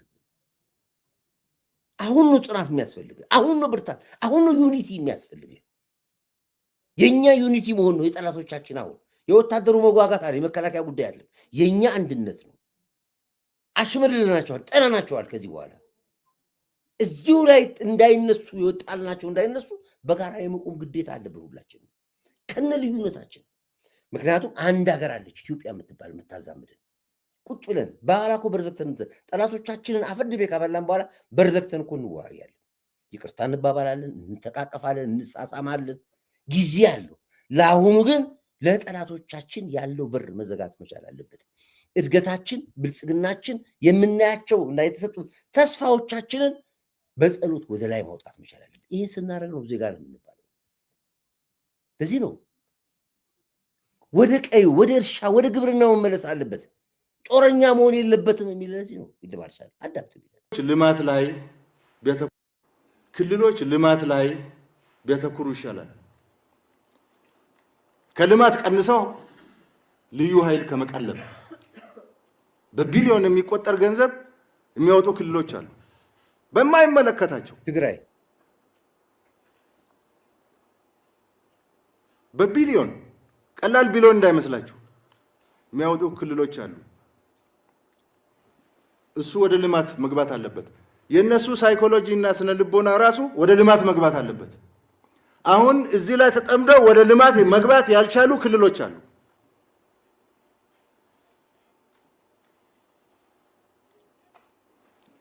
ስለዚህ ወንጀል ነክ ስራዎች፣ የፖሊስ ስራዎች ፖሊስ ይሰራል። ከዛ ያለፈውን ፌደራል ተቋማት ይሰራሉ። የፌደራል ፖሊስ እንደ ድሮ አይደለም። አደራጀቱን ቀይሯል፣ ሪፎርም ሰርተዋል። አሁን ጠንካራ የፈጥኖ ድራሽ ክፍለ ጦሮች መስርቷል። እሱን የማስፋት ስራ ይሰራል። ስለዚህ ከክልል ፖሊስ በላይ ሲሆን ፌደራል ፖሊስ፣ ከዛ በላይ ሲሆን መከላከያ አለ። ገንዘባችንን ማባከን የለብንም። አእምሯችንን በተለያየ ቦታ ማባከን የለብንም። ሰብሰብ ማለት አለብን። አገር መመስረት አለብን። ለውጥ ውስጥ ብዙ የሚገለባበጡ ነገሮች መከሰታቸው የለውጥ ባህሪ ነው። አሁን ግን የተሻገርን ነው። በዚህ ሽግግር ምክንያት ነው ይሄ ፕላን ወጥቶ ወደዚህ የገባ ነው እና በዚህ መንፈስ ተነስተን ቀሩ ቅድም የተገለጹ ስራዎችም አሉ እኔ የሚያነሳቸው አሉ ወደፊትም በተከታታይነት ወርዳለ እሱ መተግበር ነው በዚህ አጋጣሚ ይሄን ስራ የመራ ኮሚቴ ቀንና ለዲት ቁጭ ብሎ እንደ ጦርነቱ ጊዜ በቆራጥነት የሰራው በቆራጥነት የመራው ስለሆነ ኮሚቴውን ማመስገን ፈልጋለሁ በተለይም የኮሚቴውን የመራው ጀነራል አበባው ለማመስገነው ፈልጋለሁ መልካም የሥራ ጊዜ እንዲሆንላችሁ እመኛለሁ እና መሰገን እንግዲህ የመከላከያው አቋም የፖሊሱ አቋም የደህንነቱ አቋም ተናበው ነው የሚሄዱት ሶስቱም እየተናበቡ ነው የሚሄዱት ያሉት ለዚህ ነው ጠላት ፍፍኝ ያልተቀበለ አንድ ወንድም የሰጣን ኮሜንት ተናበየ ኦፕሬሽኑ ታሳውሳላችሁ የዶክተር አብዮት በሚል ይበርዳል ያለ ሰው ነበር የዶክተር አብዮት ሐኪሞች ስራ ቆሙ በሽተኛ ሞተ ግሉኮስ የሚሰጥ ጠፋ ቂጥ ላይ መርፌ የሚወጋ ጠፋ እንደዚህ ሆነ አቆሙ አመጹ የሚበሉት አጡ ዶክተር በየቤቱ የኔቢጤ መስንትን ይዞ እየለመነ ነው ያለው እንጀራ እየለመነ ነው ያለው ዶክተር በየም ጎዳና ላይ ማደራት ጀመረ ዶክተር ቤተክርስቲያን ውስጥ ነው የሚበላው ምግብ ዶክተሮች የሚበሉት አጥተው ታዲያ ምን አገኙ አሁን የታሉ ዶክተሮች መጨረሻ አብዮት ነበር ይሄ ሁልጊዜ ፖለቲከኞች የሚደበቁት የት ነው ሙራሎች ጋር ነው የታላውን ያብሉት ምን አገኙ ዛሬ ይሄ ነው ጫወታው አያችሁ ከሰመ ወዲያው ተገለበጠ የብርቱካን አብዮት መጣ ጡት ቆርጣ መጣ ማአት ነገር መጣ ኢቢኤስ መጣ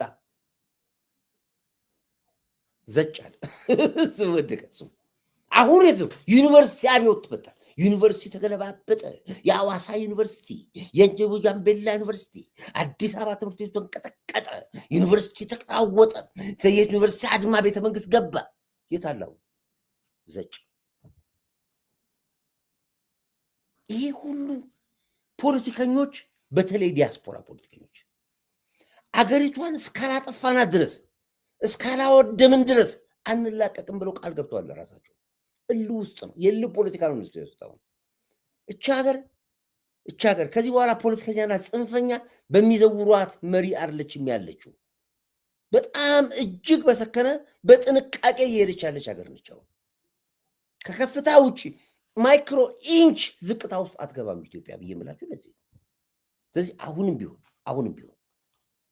ቢሆን የምናየውን የምናወራው ትላንትና አርቲፊሻል ኢንተለጀንስ የክብር እንግዳ ሆኜ ሄጄ በቴሌቪዥን ተቋም ሄጄ አሳይቻቸው ልከው ያየሁት ነገር ብታምኑ ባታምኑ በእውነት ለልጆቼ ይህንን ተስፋ አይቼ ነገ ባልፋ አይቆጨኝም የማያቸው ወጣቶች የማያቸው ልጆች ጭንቅላታቸው አቋማቸው ተስፋቸው በእውነት እንገራቸው ቪዲዮ ቀርጫለሁ ዛሬ ፕሮግራሙ ይለቀቃል የሱ እንዲህ አይነት ትውልድ ነው ሀገር የምትረከቡት አሁን ድሮም ብሏል ጠቅላይ ሚኒስትሩ እኮ 60 80 79ዎቹ ጻፉ ብሏቸዋል መጽሐፍ ሂዱና ያውት እኔ ትናንት ያየሁትን አርቲፊሻል ኢንተለጀንስ በዚህ አጋጣሚ ላይ የተቋሙ አመራሮች በሙሉ ማንም ወጣት ገብቶ እንዳይ ኦፕን አድርጉልኝ ከዛሬ ጀምሮ ከየትም ሀገር ጅማም ያለ የትም ሀገር ባሌም ያለ ሐረርም ያለ ጎንደር ጎጃም መጣችሁ ይህን ተቋሙ ተስፋችሁ ያኔ ነው ምን ያክል ኢትዮጵያ ላይ ስራ እንደተሰራ ምን ያክል ኢንቨስት እንደተደረገ የምታዩት ያኔ ነው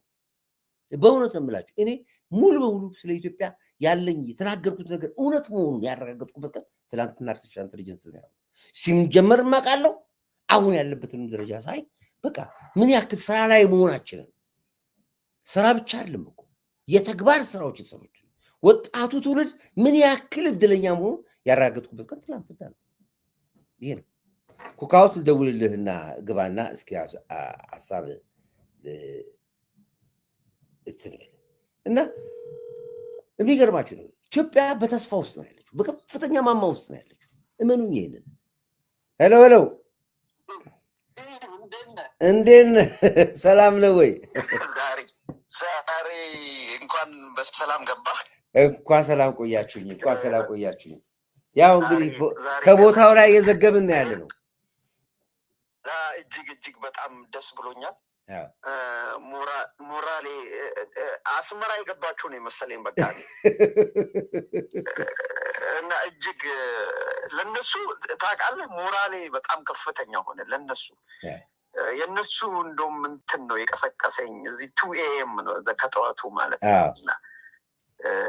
ሌሊት ነው በጣም እንዴት ነው በተረፈ አምሮብሃል አይታባትን ስለ ሰንበት ነው ዛሬማ ወደ አፋር ወይዳሉ እያልኩኝ ነው እንግዲህ ለበጓል ሜዲያ በጣም ጥሩ ነው እንግዲህ በጣም ብዙ ነገር ነው ዝም ያለው ያው በዚህ አጋጣሚ ሌላ ሚዲያ ላይ ተናግሬያለሁ አንድ ኤርትራዊ ጀርመን ሀገር እህታችን 2 እጇ ብቻ ነው የተገኘው በጣም አዘኛለሁ ይሄ ሁሉ የሚያበቃበት ዘመን ይመጣል ለዚህ ነው ብሉ ሪቮሉሽኒስት ወይንም እነኚህ ብርጌድ ዛመዱ በጣም ከምንም በላይ እኛ ማስተካከል የምንችለውን ነገር ማስተካከል እንችላለን ከምንም በላይ ግን ለኤርትራውያኖች ንጹህ ኤርትራውያኖች አንገብጋቢ ነው አርጀንት ነው ይሄ በአፋጣኝ ነገሮች መቀየር አለባቸው እስከ መቼ ሀገራቸውን አጥተው ወደ ሀገራቸው ተመልሰው ኢንቨስት ማያደርጉበት የማይማሩበት ሀገራቸውን የማያለሙበት ከቴክኖሎጂ ጋር የማይተዋወቁበት ዲክቴተር እድሜ ዘላለሙን ለ50 ዓመት እዛ ተዘብዝፎ ቁጭ የሚል ምርጫ ያቅ ፓርላማ ያቅ ዲሞክራሲ ያቅ ቴክኖሎጂ ያቅ ኢኮኖሚ ያቅ ትብብርና ፍቅር የማያቅ ሰው እዛ ተቀምጦ ለኛ ብቻ አይደለም ለኤርትራውያኖች በተለይ በጣም በጣም ትልቅ ድል ነው ይህንን ቶሎ እንትን ቢያደርጉት እና እሱ ላይ አንድ እንትን ለእህቶቻችን ለወንድሞቻችን በጣም ጥሩ ነው በዚህ አጋጣሚ ግን ከዛው ሳልወጣ ይሄ አሸባሪ ከዚህ በፊት ብዙ አቅርበናል ዴቭ ያቀረብነው ምንድነው ሁሉ ጊዜ እንደምናገረው የቢቢሲም እና አልጀዚራም ሌሎችም የሲኤንኤን ጋዜጠኛም መታ ብዙ ነገር ጠይቀዋለች ከዚህ በፊት አንስተናል አንዳንድ ቪዲዮዎች እንደውም ልኬልህ ነበር ከዚህ በፊት ማለት ነው ሰርተንበታል ልክ ነው ሰርተንበታል አሁን ሪል ይኸውልህ ለምን መሰለህ ድመት መንኩሳ አመሏን አትረሳ ይባላል ይሄ ሰውዬ በዚህ ብሄሩ ጸባዩ ከ20 ዓመት በላይ በኤርትራ ላይ ማዕቀብ እንዲጣል ተደርጎ ከዚህ ማዕቀብ ያስፈታው ዶክተር አብይ ነው የኢትዮጵያ መንግስት ነው ይሄ ሰውዬ ስንሄድ ባህሪው ምንድን ነው ባህሪው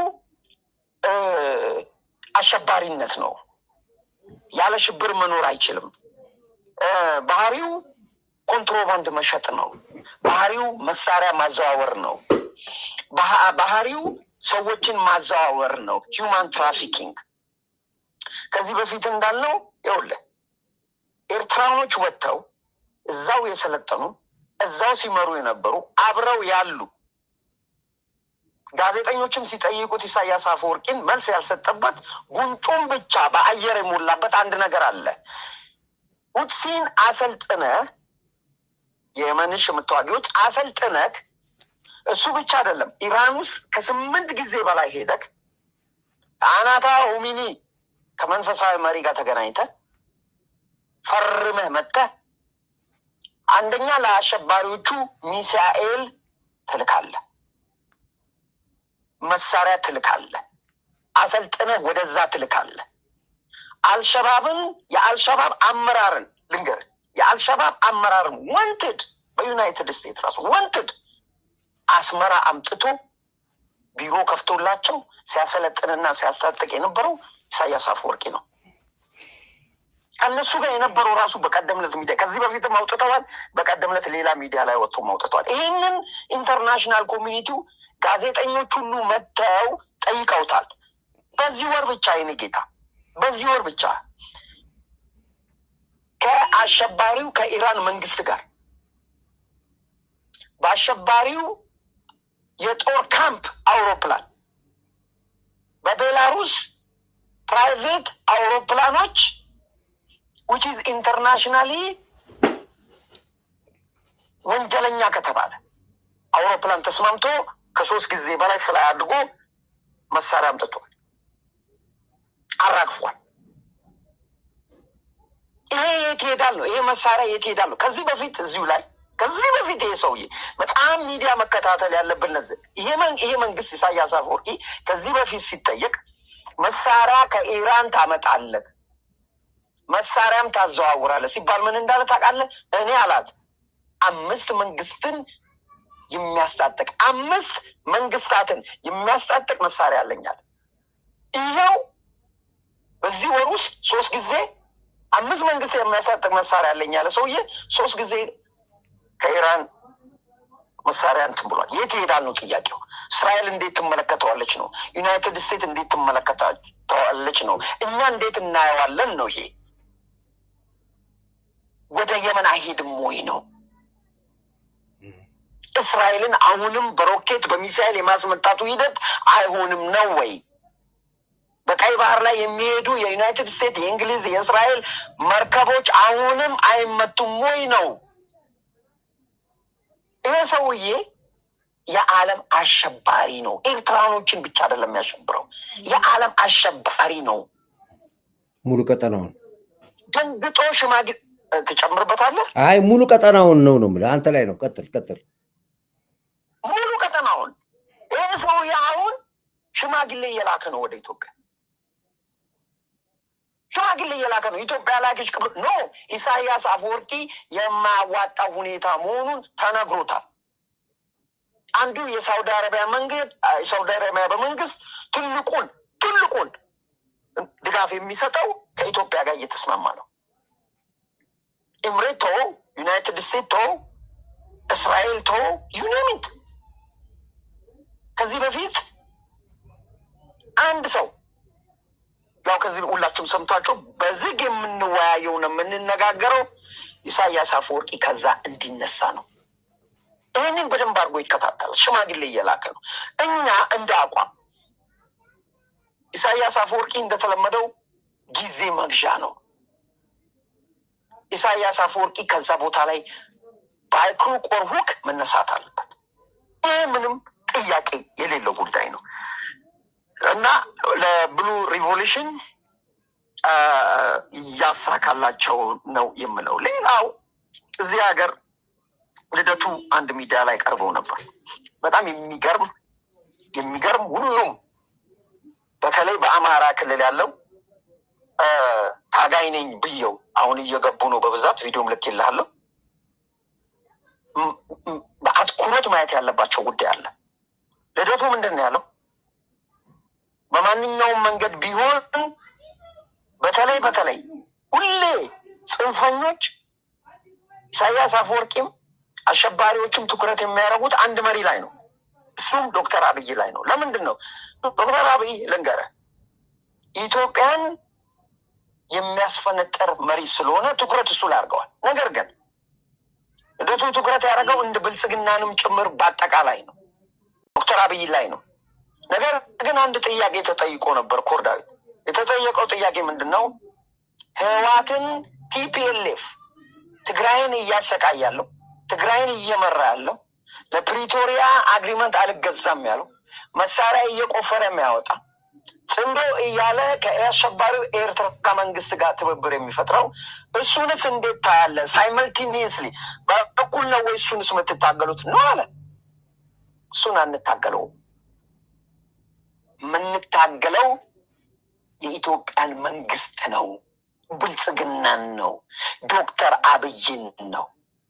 ከዛስ በኋላ የሚቀጥለውን እንደ ሁኔታው ወደ እነሱ እንሄዳለን። ተመልከት ጉድ መሳሪያ የታጠቀውን በጣም አስቸጋሪውን የግዛት ተስፋፊነትን የሚጠይቅ ተገንጥዬ ሲንጋፖርን መሰረታለሁ የሚል እየቆፈረ ከባድ መሳሪያዎቹን ሁሉ የሚታጠቅ ከአሸባሪው ከኢሳያስ መንግስት ጋር እንረዳለን ተብሎ የሚሰራ የኛ መንግስት ካፈራረሱ በኋላ መከላከያችንን ካፈራረሱ በኋላ እነ ልደቱ እነ ጀዋር እነ ዘመነ እነ ዋርካው መጥተው ተመልከት ስልጣን ከያዙ በኋላ ህወሓት ለምን እንደሆነ ታውቃለህ? ይህንን ያሉት ኮርዳል ሁላችሁንም ማወቅ ያለባችሁ ይህንን መንግስት ካወረድን በኋላ ህወሓትን መልሰን እንተካለን ነው። ፔሬድ ዲማጅንስ ይህንን አስበዋል ኮርዳዊት። ለዘመናት ሲያሰቃየን የነበረው ስስ ብልት ለህዋት ያለው ልደቱ አሁን የሚለን ህዋት ላይ ትኩረት አናረግም። የኤርትራን ህዝብ እያሸበረ ያለውን የኤርትራ ህዝብ የትግራይ ህዝብ እያለ ያለውን ከአሸባሪው ጋር እየታጠቀ ያለውን ትጥቅ ያለውን ከግብጽ ጋር የሚሰራውን እሱ ላይ ትኩረት አናረግም። ይህንን መንግስት ግን ከነ ቤዙ ገንድሰን ተመልከት ህዋትን እናመጣለን ሲሉ ይህንን ሁላችሁም አትኩሮት ማየት አለባችሁ እላለሁ። ኮርዳ የምትጨምረው ነገር አለ እዚህ ላይ? አይ እንኩሮ ሚዲያ በቀደም ዕለት ከእንትና ጋር ሆኖ የተናገረውን ነገር የደገምክልኝ ስለ ትግል። እኔ አብይን ከስልጣን ካወረድኩ በኋላ ትግል አቆማለሁ። የመጨረሻ ትግሌ አብይ ስልጣኑን እንዲለቅ ማድረግ ነው። አያችሁ እነዚህ ሁሉ ሰው አሁን አንተ ያልከው ይሄን አሁን ልደቱም የሚለው አሁን ከግብፅም ጋር ይሁን ከማንም ጋር ይሁን ብቻ መንግስትን ከስልጣን እናውርድ እንጂ ከዛ በኋላ ስላለች ኢትዮጵያ አያገባንም። በቃ አላማቸው አያችኋል። እልህ ነው፣ የልህ ፖለቲካ ነው እያካሄዱ ያሉ። ግን የወደቁ ናቸው ብዬ የምለው ያው አንተ ያልከው ያለ ጨምርበት ፈልጌ ነው። ጨርሰዋል፣ አንተ ተናግረዋል። ቀጥል። በጣም ሌላው የሚገርማችሁ ነገር እዛው ላይ በምንም ነገር አብረን የምንሰራው አብረን ነው የሚሰሩት አሁን ማለት ነው። እነ ልደቱ ባይዘው ፖለቲካ ፓርቲ አይደለም ያቋቋሙት። ለማንኛውም ወደ ስልጣኑ ለመሄድ የማያረገው ጥረት የለም። እሱ ነው አንዱ። በአይዲዮሎጂ በምንም አንስማማም አለ። ከነ ጃንማሮም ጋር ካለው ፋኖ ጃንማሮ ከህዋት አንስማማም አለ። ነገር ግን ትኩረታችን ተመልከቱ። እነኚህ ቡድኖች መሳሪያ የታጠቁ ናቸው። ተመልከት፣ መሳሪያ የታጠቁ ናቸው። ግን ትልቁን ድርሻ በመሳሪያ የሚይዘው ህዋትና ሻዕቢያ ናቸው። ያው ህዋትና ሻዕቢያ ስም በቆሎ ቀጭ ነው። ምንም እንትን የለውም። ምንም ስምምነት የለንም አለ። ኮመን ኢንትረስትም የላቸውም። የተለያየ ነው። ይህንን ወቁ። ባይዘወይ የተለያየ ነው። ነገር ግን ስልጣኑ ላይ ከመጡ በኋላ እነ ዶክተር አብይ ይበለውና ሊሆንም እንደው ምን ልበላችሁ፣ ምንም የሚነቃነቅም መንግስት አይደለም ያለን መንግስት ቢሆንላቸው የማይስማሙ ኮመን አጀንዳ የሌላቸው ኮመን ማኒፌስቶ የሌላቸው ምን እንዳለን ታውቃለህ ኮርዳዊ? ምንም አይነት አይዲዮሎጂ ስምምነት የለንም ማለት። ኦኬ መንግስት ከፈረሰ በኋላ እንዴት ሊስማማ ነው? ምንድነው ሀሳቡ? ኢትዮጵያን እንደ የመን ማድረግ፣ ኢትዮጵያን እንደ ሶማሌ ማድረግ፣ ኢትዮጵያን እንደ ሶሪያ ማድረግ፣ ኢትዮጵያን እንደ ሊቢያ መንግስት አልባ አድርገው ቲፒኤልኤፍን የማጠናከርና ሀገራችንን የማስገንጠል ነው። ልንገርህ፣ ቃል የገቡበት እኮ ነው አብርሽ። ቃል እኮ ገብተዋል። ለኢሳያስ አፈወርቅ አንድ ቃል ነው የሰጣቸው። ኢትዮጵያን አጥፉልኝ፣ የምትፈልጉትን ነገር አደርግላችኋለሁ። ኢትዮጵያን አውድሙልኝ፣ ይሄን መንግስት አውጡልኝ፣ ከዛ በኋላ ስልጣን ላይ ያስቀምጣችኋለሁ። ይሄን ደግሞ በተግባር አድርጌያለሁ። ወያኔን እየመራሁ አስገብቼ መለስ ዜናዊን ስልጣን ላይ ያስቀምጥኩት እኔ ነኝ። አሁንም የፈለጋችሁትን ዘመንንም በሉ ጃልማሮንም ብቻ መንግስትን አግደል ስልጣን ላይ ያስቀምጣችኋለሁ የሚለው እኮ ኢሳያስ አፈወርቅ እኮ ነው። የኢሳያስ እኮ ትእዛዝ እኮ የግብፅ እኮ ነው። ግብፅ ደግሞ ከዛ ምን ትላለች? ይችን ሀገር ካላወደማችሁልኝ ትላለች ደግሞ ግብፅም እኮ። ለዚህ ነው መንግስትና ህዝብ የተናበበው። ኤርትራ ሻዕቢያ ማለት ለኢትዮጵያ አይደለም እኮ ለቀጠናዋ። ይኸው ቅድም አብርሽ ተናግሯል። ለቀጠናው በሙሉ እኮ ነው። ለሶማሌም፣ ለሱዳንም፣ ለጅቡቲም ለሁሉም ሀገር ጠንቅ የሆነች ሀገር ሻዕቢያ ነች። ከዚህ በኋላ እስትንፋስ የላቸውም። ለዚህ ነው ብርጌድና አምበሎች ገፍተው አስመራ ግቡ ብለን የምላቸው። ለዚህ ነው። ባለፈው አይተሃል። እዚህ ጎቲቪ ኢንተርቪው ከኔ ጋር ቀርበው አሁን ይቀርባሉ፣ ይመጣሉ እኔ ጋር ግልጽ ጽናውትን ደግሞ እንሰራበታለን። ላይ የኤርትራ ህዝብ አሁን ንጹዎቹ በሙሉ ተከትሏቸዋል። በዓሉና ፕሮግራሙ ትናንትና ብታየው እንዴት ያማረ ነበር። ልክልሃለሁ አብርሽ፣ ታየዋለህ እንዴት የደመቀ ፕሮግራም እንዳዘጋጁ። በቃም ብለዋል ኤርትራውያን። ተሰቃየን፣ ኩላሊት አጣን። ከ5 ኤርትራዊ እኮ 2 ኤርትራዊ ኩላሊት የላቸው። ይሄ እኮ በጥናት የተገፈ ነገር ነው። ልክልሃለሁ ጥናቱ። ከ5 ኤርትራዊ 2 ኤርትራዊ ኩላሊት የላቸው። ይሄ ግልጽ የተቀመጠ ነገር ነው ያለው። ካሁን በኋላ ግን ኩላሊቱን የሚሸጥ ኤርትራዊ የለም፣ የሚሰደድ ኤርትራዊ የለም። በቀዩ በሀገሩ ላይ የሚኖር ሰላም የሚኖር ኤርትራዊ እንዲኖር እንፈልጋለን። የብርጌድ አምርቡ ትግላችሁም ይሄ ነው። ጨርሻለሁ። ቀጥል። እኔ ኮርዳዊት አንድ ነገር የምናገረው አለ። እኔ ዩናይትድ ስቴትስ ነኝ፣ አንተም ካናዳ ነህ። ለጊዜው ለጉብኝት ነው የምትሄደውም። ዲያስፖራ በአጠቃላይ ውጪ ነው ሆኖ የሚለፈልፈው የሚያጋጨው እሳት የሚለኩሰው ቤንዚን የሚነሰንሰው። እኔ ለኢትዮጵያውያኖች አደራ ምለው አንድ ነገር አለ። እኔ ፕሊስ ለኢትዮጵያውያኖች ጠቅላላ አደራ ምለው ነገር አለ። ኢትዮጵያውያኖች ከምንም ማንኛውም ችግር ይኖር መንግስትን የመሰለ ነገር የለም። ስለዚህ እኔ ኢትዮጵያውያኖች እነሱ እንዳሰቡላችሁ ማለት ነው፣ እዚህ ያለውን እንዳሰቡላችሁ ማለት ነው። እርስ በርስ ተፈጃጅቶ የእርስ በርስ እልቂት መጥቶ ሀገር አልባ ኢትዮጵያ ሆኖ ህዝቡ ይሄ ሁሉ ህዝብ ተሰዶ ከንፈር እየመጠጠ እሱ እዚህ ምን ይሆናል? ባይዘወይ ዲያስፖራ ምን ይሆናል? ንገረኝ። ምንም ሁለት ሀገር ነው። እዚህ ከኒውዮርክ ካሊፎርኒያ ፍሎሪዳ ዋሽንግተን ኦሪገን ሚኒሶታ ኒውጀርሲ ዩኔሚት 52ቱ ስቴቶች እንደ ልብህ ቀን ከሌሊት ሳትጠየቅ የምትኖርበት ሀገር ውስጥ በሰላም እየኖረ ኢትዮጵያ ውስጥ እርስ በራሳችሁ እንድትፋጁ የሚያደርገው ሆን ተብሎ እነ ልደቱ እነ ጀዋርም ሌሎችም ስልጣን ለመያዝ አይደለም። ልንገራችሁ፣ ኢትዮጵያ በአጠቃላይ እንደ ኢትዮጵያ ሰርቫይቭ እንዳታረግ ኤግዚስት እንዳትኖሩ የሚደረግ ሴራ ነው። በጣም የሚገርም ነገር በተማሪ ጥያቄ በተማሪ ውስጥ ይገባሉ፣ በዶክተሮች ጥያቄ በዶክተሮች ይገባሉ፣ በኦርቶዶክስ አባቶች ይገባሉ፣ በዶክተሮቹ ውጡ። ይሄ የእናንተ ጥያቄ አይደለም። እኛ የምንጠይቀው መንግስታችንን ይሄ እንዲሟላለን ነው። የእኛ ጥያቄ የፖለቲካ ጥያቄ አይደለም። ጥያቄያችንን አትጥለፉ ቢባል የማይሰሙ ተማሪ ጥያቄ ውስጥ ተማሪ ጥያቄ ይሄ ጥያቄ ለትምህርት ሚኒስቴር ይሄ ነው እዛ ውስጥ ልቅ የሚሉ የሃይማኖት አባቶች ከዚህ በፊት የእኛ ሸማ ውስጥ አትግቡ፣ የእኛ ቆቡ ውስጥ አትግቡ፣ የፖለቲካ ጥያቄያቸውን ሚዲያ ላይ ወጥተው ኮርዳዊት አንተም ሰምተዋል። ሚዲያ ላይ ወጥተው አባቶች የፖለቲካ ጥያቄያችሁን በፖለቲካ መንገድ አስኪዱት፣ በእናንተው ሚዲያ ላይ አስኪዱት፣ እኛ ውስጥ አትግቡ። በቦረና ድርቅ አይቀራቸው ድርቅ ውስጥ ይገባሉ። የገበሬ ጥያቄ ይጠይቃል፣ ማዳበሪያ ገበሬ ውስጥ ይጠይቃሉ። ለምን ይመስላችኋል ሁሉ ውስጥ እንደ ዝንብ የሚገቡት? ለምን ይመስላችኋል? ኢትዮጵያን ሆን ተብሎ ለማፈራረስ፣ ሆን ተብሎ እንደ አጋንንት ጥሩ ነገር ውስጥ መግባት የታያቸው ቪዥን አለ። ኢትዮጵያ እንደነ ማሌዥያ እንደነ ሲንጋፖር እንደ ሌሎች ያደጉ አገሮች እንደምትነሳ የታወቀ ስለሆነ ነው።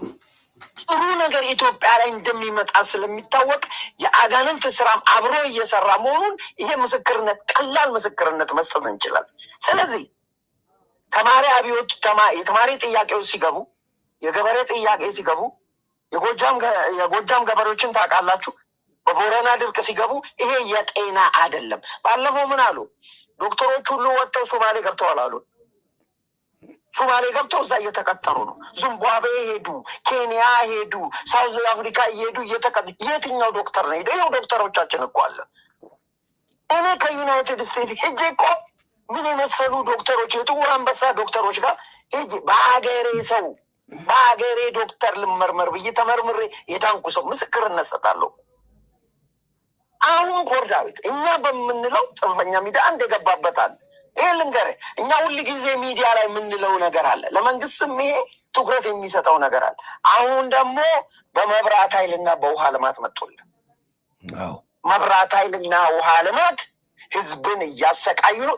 ተመልከት እንግዲህ እኛ ቀድመን ስንሰራበት የመንግስታዊ ተቋሞች ፕሊዝ ህዝብን የምታማርሩበት ሰርቪስ ሰጪዎች ይታረም። ይሄ ጉዳይ ይሄ ነገር መሆን የለበትም። ሪል ነው ያለ ነገር ነው። በተለይና መብራት ኃይልና ውሃ ልማት ላይ ትኩረት ሊሰጠው ይገባል እያል እድሜ ዘላለማችንን ስንለፈልፍ ነበር። ዛሬ ጽንፈኞች ገቡበት። ይኸውልህ ጽንፈኞች ገቡበት። የእነሱ ሰዎች እዛ አሉ። ህዝባችንን ያማራሉ። ህዝብ መንግስት ላይ እንትን እንዲል ያደርጋል። ነገር ግን እኔ የጠየቁት ጥያቄ አለ። ህዝብን ምዛይ እጅ እኔ ባሌ በሄድኩበት ጅማን በሄድኩበት ሆን ተብሎ ዶክተር አብይን እንድንጠምደው ሆን ተብሎ ዶክተር አብይ አድሚኒስትሬሽን እንዲያረገ እንድንል ሆን ተብለው እዚህ መስሪያ ቤት ውስጥ እዚህ መንግስት ውስጥ የሚሰሩ ሰዎች አሉ። ሰው ግን ነቅቶ ሄዷል። እሰየው የሚያስብል ነው። ነገር ግን ነገሩን ላንሳለ ጽንፈኞች በመብራት ኃይልና በውሃ ልማት ገብተውልህ አሁን የህዝብን ብሶት በሚዲያቸው እንትን እያሉልን። ስለዚህ አሁንም የሚል ነው ሬል ነው። በተለይ መብራት ኃይል እኔ ለመንግስት አደራ ምለው በተለይ ከዚህ በፊትም ተናግሬያለሁ። መብራት ኃይል ወደ ግለሰብ ወደ ኢንቨስተር መዘዋወር አለበት። የመንግስት እንደ መንግስት ለኢንቨስተሮች ለኢንቨስተር መሰጠት፣ ግለሰቦች ኢንቨስት አድርገው ለህዝባችን መብራት የሚያቀርቡበት ኮንዲሽን መፈጠር አለበት፣ ኢንክሉዲንግ ውሃ ልማት። እኔ እንደውም ኮርዳዊት አንድ ሀሳብ ስሰጥ እንዳየው አዳነች አቤቤ የአዲስ አበባን ሲቲ የአዲስ አበባን ከተማ ማለት ነው የአዲስ አበባ ከተማ ራሱ የራሱን መብራት ኃይል አቋቁሞ ለአዲስ አበባ ምን መስጠት አለበት? ኃይሉን መስጠት አለበት። ይህኛ ሲቲ እንደዛ ነው የሚያደርገው። ዩናይትድ ስቴትስ ሲቲው ራሱ ያቀርባል። ለሲቲው ነው ገንዘቡን ራሱ የምትከፍለው። ስለዚህ ይህንን ሞኖፖላይዝ አድርጎ የተቀመጠ መብራት ኃይል ከተወሰኑ ቦታዎች ብቻ የሚቀጥር መስሪያ ቤት አይነው ውስጥ ገብቼ ሁሉ አይቻለሁ። የሚቀጠሩትንም አይቻለሁ። ሆን ተብሎ ታክቲክ የሚፈጠርበት መስሪያ ቤት ቢኖር በተለይ መብራት ኃይል እና ውሃ ልማት ነው። ልንገርህ፣ ውሃ ልማት አንድ ነገር አለ። በቦትል ውሃ ከሚሸጡት ጋር ገንዘብ በመቀበል የቦትል ውሃ ህዝባችን እንዲጠጣና የቧንቧ ውሃ እንደ ድሮ የመንግስቱ ኃይለማርያም አቅም አይኖ የህዝብ ብዛት አለ ያለውን አቅም ኢትዮጵያ የውሃ ማማ ሰጪ ሆነ ህዝባችን በውሃ መቸገር የለበትም። ለምን ኬንያ ውሃ አይጠፋም? ኬንያ መብራት እንትን አይልም። ሚስጥሩ ልንገርህ እዛው ላይ እንዳለ ሚስጥሩ ልንገርህ። የውሃ ልማት ሰራተኞች ቦቴ ያላቸው ይሄ በውሃ ላይ የሚሸጠው ቦቴ በሙሉ የነሱ በራሱ ስራ አስኪያጆች ናቸው። ያ ቦቴ ውሃ እንዲሸጥ ይፈልጋሉ። መንደሩን አየር ጤና ከሆነ አየር ጤና በሙሉ በቧንቧ ይዘጉታል። ውሃ የጫነው መኪና ይሄዳል ወደዛ። የግድ ነው በየቤት ታወርዳለህ። ባለቤቱ ውሃ ልማት ነው የሚሰራው። የውሃ ቦትል አምራች ፋብሪካዎች ሼር ናቸው፣ ፓርትነር ናቸው። እነሱ ውሃው በተሸጠ ቁጥር ኮሚሽን ይሰጧቸዋል። ውሃው መሸጥ አለበት ይላሉ። ድሮ በደርግ ጊዜ አስታውሳለሁኝ፣ የመኪና መጎተቻ ታስታውሳለህ? ላንድ ሮቨሮች ነበሩ። አስታወስክ? በሙሉ የላንድ ሮቨሮቹ ባለቤቶች ትራፊኮች ነበሩ። በሙሉ እዛ መኪናውን ያስይዛል፣ አስጎተው ሰድ ይለዋል። የሚጠራው ማን ነው? የራሱ መኪና ላንድ ሮቨር ነው የሚጎትል የትራፊኩ። እና በሙሉ ላንድ ሮቨሮች በሙሉ የትራፊክ ነበሩ ያኔ አስታውሳለሁ። መብራት ኃይል አሁን ብትሄድ መብራት ኃይል ትልቅ ቦታ ላይ ያሉ ሻማ ፋብሪካ አላቸው። ሻማው መሸጥ አለበት። ሻማው ለመሸጥ መብራት መጥፋት አለበት። ገብቷል? አንድ ሰሞን ጄኔሬተር ያስመጡ ነበረ። ጄኔሬተር ያስመጭ ካምፓኒዎች ጋር ይነጋገሩና ጄኔሬተሩ ይቸበቸባል። የለማ መብራት እንጂ ኢትዮጵያ ከኛ አልፋ እኮ ለጅቡቲ እኮ ከኛ መብራት ወስዳ እኮ ፈረቃ የለባትም። ታውቃለህ? ከኛ መብራት ሰጠናት፣ ፈረቃ የለም እኮ። አሁን ተመልከት እንግዲህ ግልጌል ጊቤ በዚህ በኩል፣ ህዳሴ ግድብ በዚህ በኩል፣ አሁን ተከዜ በዚህ በኩል፣ ይሄ ሁሉ አለ ተብሎ መብራት ፈረቃ ይላል። የመብራቱ ፈረቃ ጉዳይ አይደለም። የሚወድመው ፍሪጅ ይቃጠላል፣ ቴሌቪዥን ይቃጠላል፣ ስቶቭ ይቃጠላል። የማይወድምም ንብረት የለም እኮ። ይገርባል። ይሄ ሁሉ ሆን ብሎ የሚሰራ ነው። ጠቅላይ ሚኒስትር ዶክተር አብይ ፓርላማ ላይ እያንዳንዱን በዚህ ጉዳይ አፍ አውጥቶ ተናገረ። ተቋም ውስጥ የምትሰሩ ሰዎች አሉ፣ እናውቃቸዋለን እኮ። አሁን እኮ መንግስት ላይ እንዴት አድርጎ ህዝቡ ያምጽ ነው። ቀበሌ በትገባያ ችግር ነው ያለው፣ ክፍለ ከተማ በትገባያ ችግር ነው ያለው። ይሄንን ነው በቴክኖሎጂ አዘምነን ባለጉዳይና እንትን በገንዘብ የማይገናኝ ግንኙነት እንዳይኖር ኦፍኮርስ ስራው የተሰራ ነው ያለው። በአንዴ መድረስ አልቻለም፣ ግን ይሄ ነገር እንዲሰራ ረግጠን መስራት አለብን። በደንብ አድርገን ረግጠን እንሰራበታለን።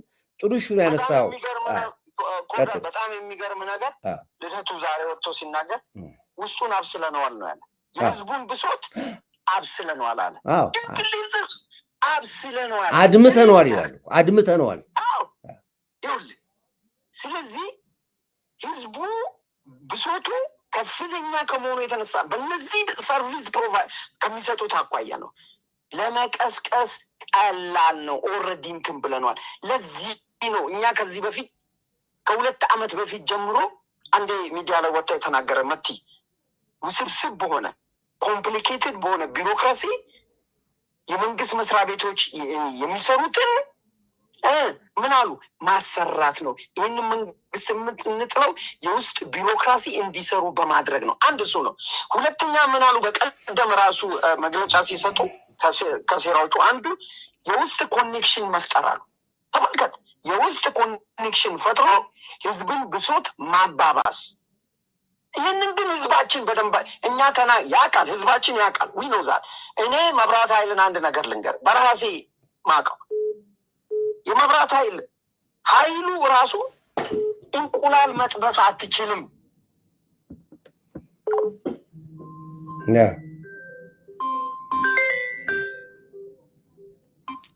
ሄሎ ጤና ይስጥልኝ።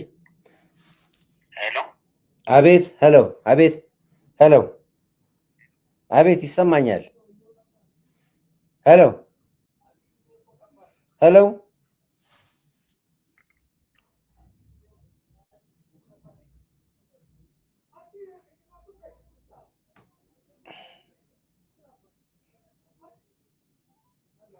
ኦኬ እሺ፣ መልሼ እንግዲህ አብሬ ስልክ ተቋርጦብኛል።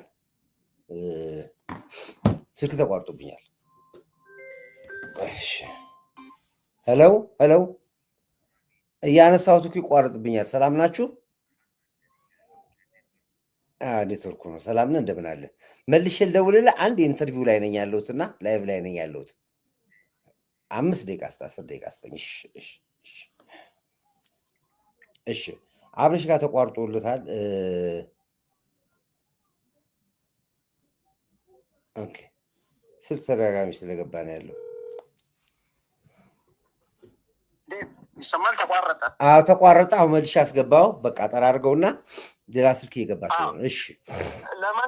ለማንኛውም ምን ማለት ነው ዴቭ፣ የምናውቀው ጉዳይ ነው፣ የማናውቀውን አይደለም። ግን የጽንፈኛ ሚዲያ መጠቀሚያ የሆኑ መስሪያ ቤቶች አሉ እነሱ ላይ መስራት። ስለዚህ ይሄ ነገር መታረም ያለበት ነው። በተለይ መብራት ላይ እና ውሃ ልማት ላይ ትኩረት የሚሰጥበት ጉዳይ ነው። ሌላው ትልቁ ነገር ምንድን ነው? ቆጣሪ ያልቆጠረውን ሂሳብ ከፍተኛ ሂሳብ ህዝባችን እየተጠየቀ ነው። ያ ሁሉ መንግስት ያ መስሪያ ቤት ላይ ትኩረት መስጠት አለበት ለማለት ነው። አመሰግናለሁ ዴቭ። ቴንክ አመሰግናለሁ አብርሽ። እሺ እንግዲህ አድማጭ ቤተሰቦች በጣም ትልቅ ፕሮግራም ነው የያዝ ነው። ትልቅ ፕሮግራም ላይ የተነጋገር ነው። ዞሮ አሁን እነሱ የሚተማመኑት ውስጥ ላይ ስራ ሰርተናል የሚሉት ውስጥ ላይ ያለውን ስራ ሰርተናል። አሁን ኤርትራውያኖች እንግዲህ እኛ ቅድም እንደነገርኳችሁ ነው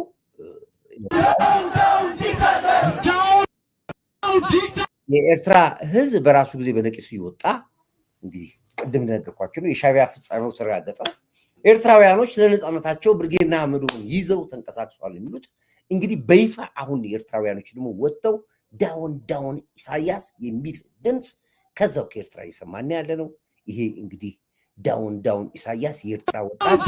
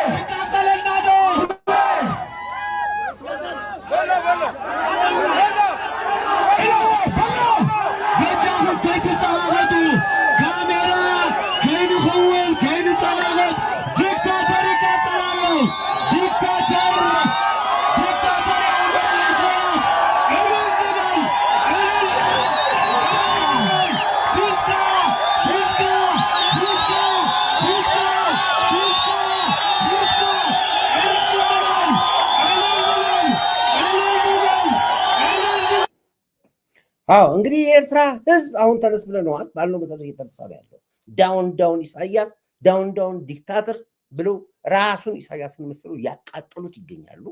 ይሄ እንግዲህ ሁኔታው ገፍቶ ወደ ሰላም ከመጣ የፋኖ ትግል እዚህ ጋር ይቆማል፣ የሸኔ ትግል እዚህ ጋር ይቆማል፣ የጁንታ ትግል እዚህ ጋር ይቆማል።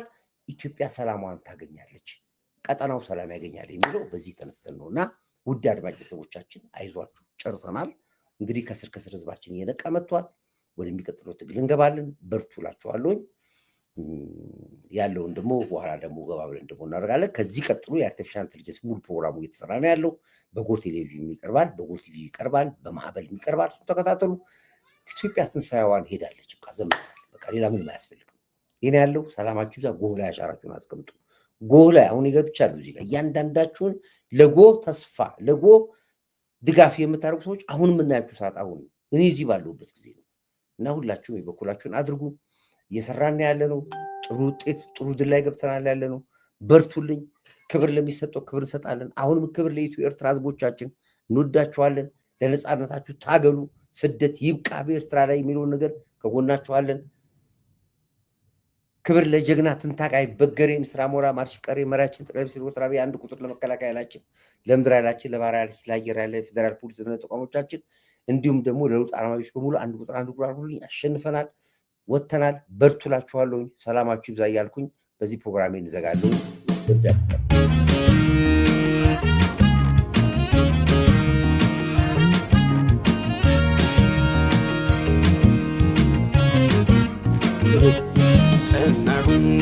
ጸናሁኝ እኔስ ለአገሬ ዋስተበቀሆኝ እናይበገሬ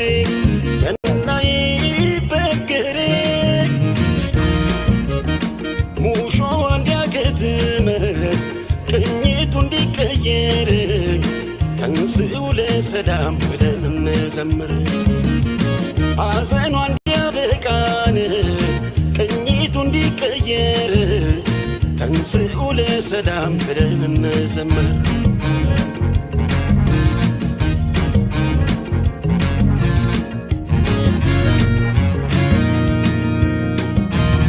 እንደ ጎራ ብጮህ ሰው ከተከተለኝ ለአገሬ መሆኑን ሁሉም ከተረዳኝ አሁን ጮኻለሁ ነገም ይሁን ዛሬ ነው ሳልኖር ላኑር ብዬን ኢትዮጵያ ሀገሬን። ሕዝቤ ሆይ ተነሳ ምንም ሳታቅማማ ጥላ እንኳን የለውም ሀገሬን ተቀማ በሀገር ይሻላል ብትቆስል ብትደማ ትውልድም ይኮራል ዝናህን ሲሰማ ዝናህን ሲሰማ። አይሰለቸኝም በደጋግመው እንደ ዳዊቴ አገር እያልኩኝ ስምሽን ማወደስ ኢትዮጵያ እናቴ።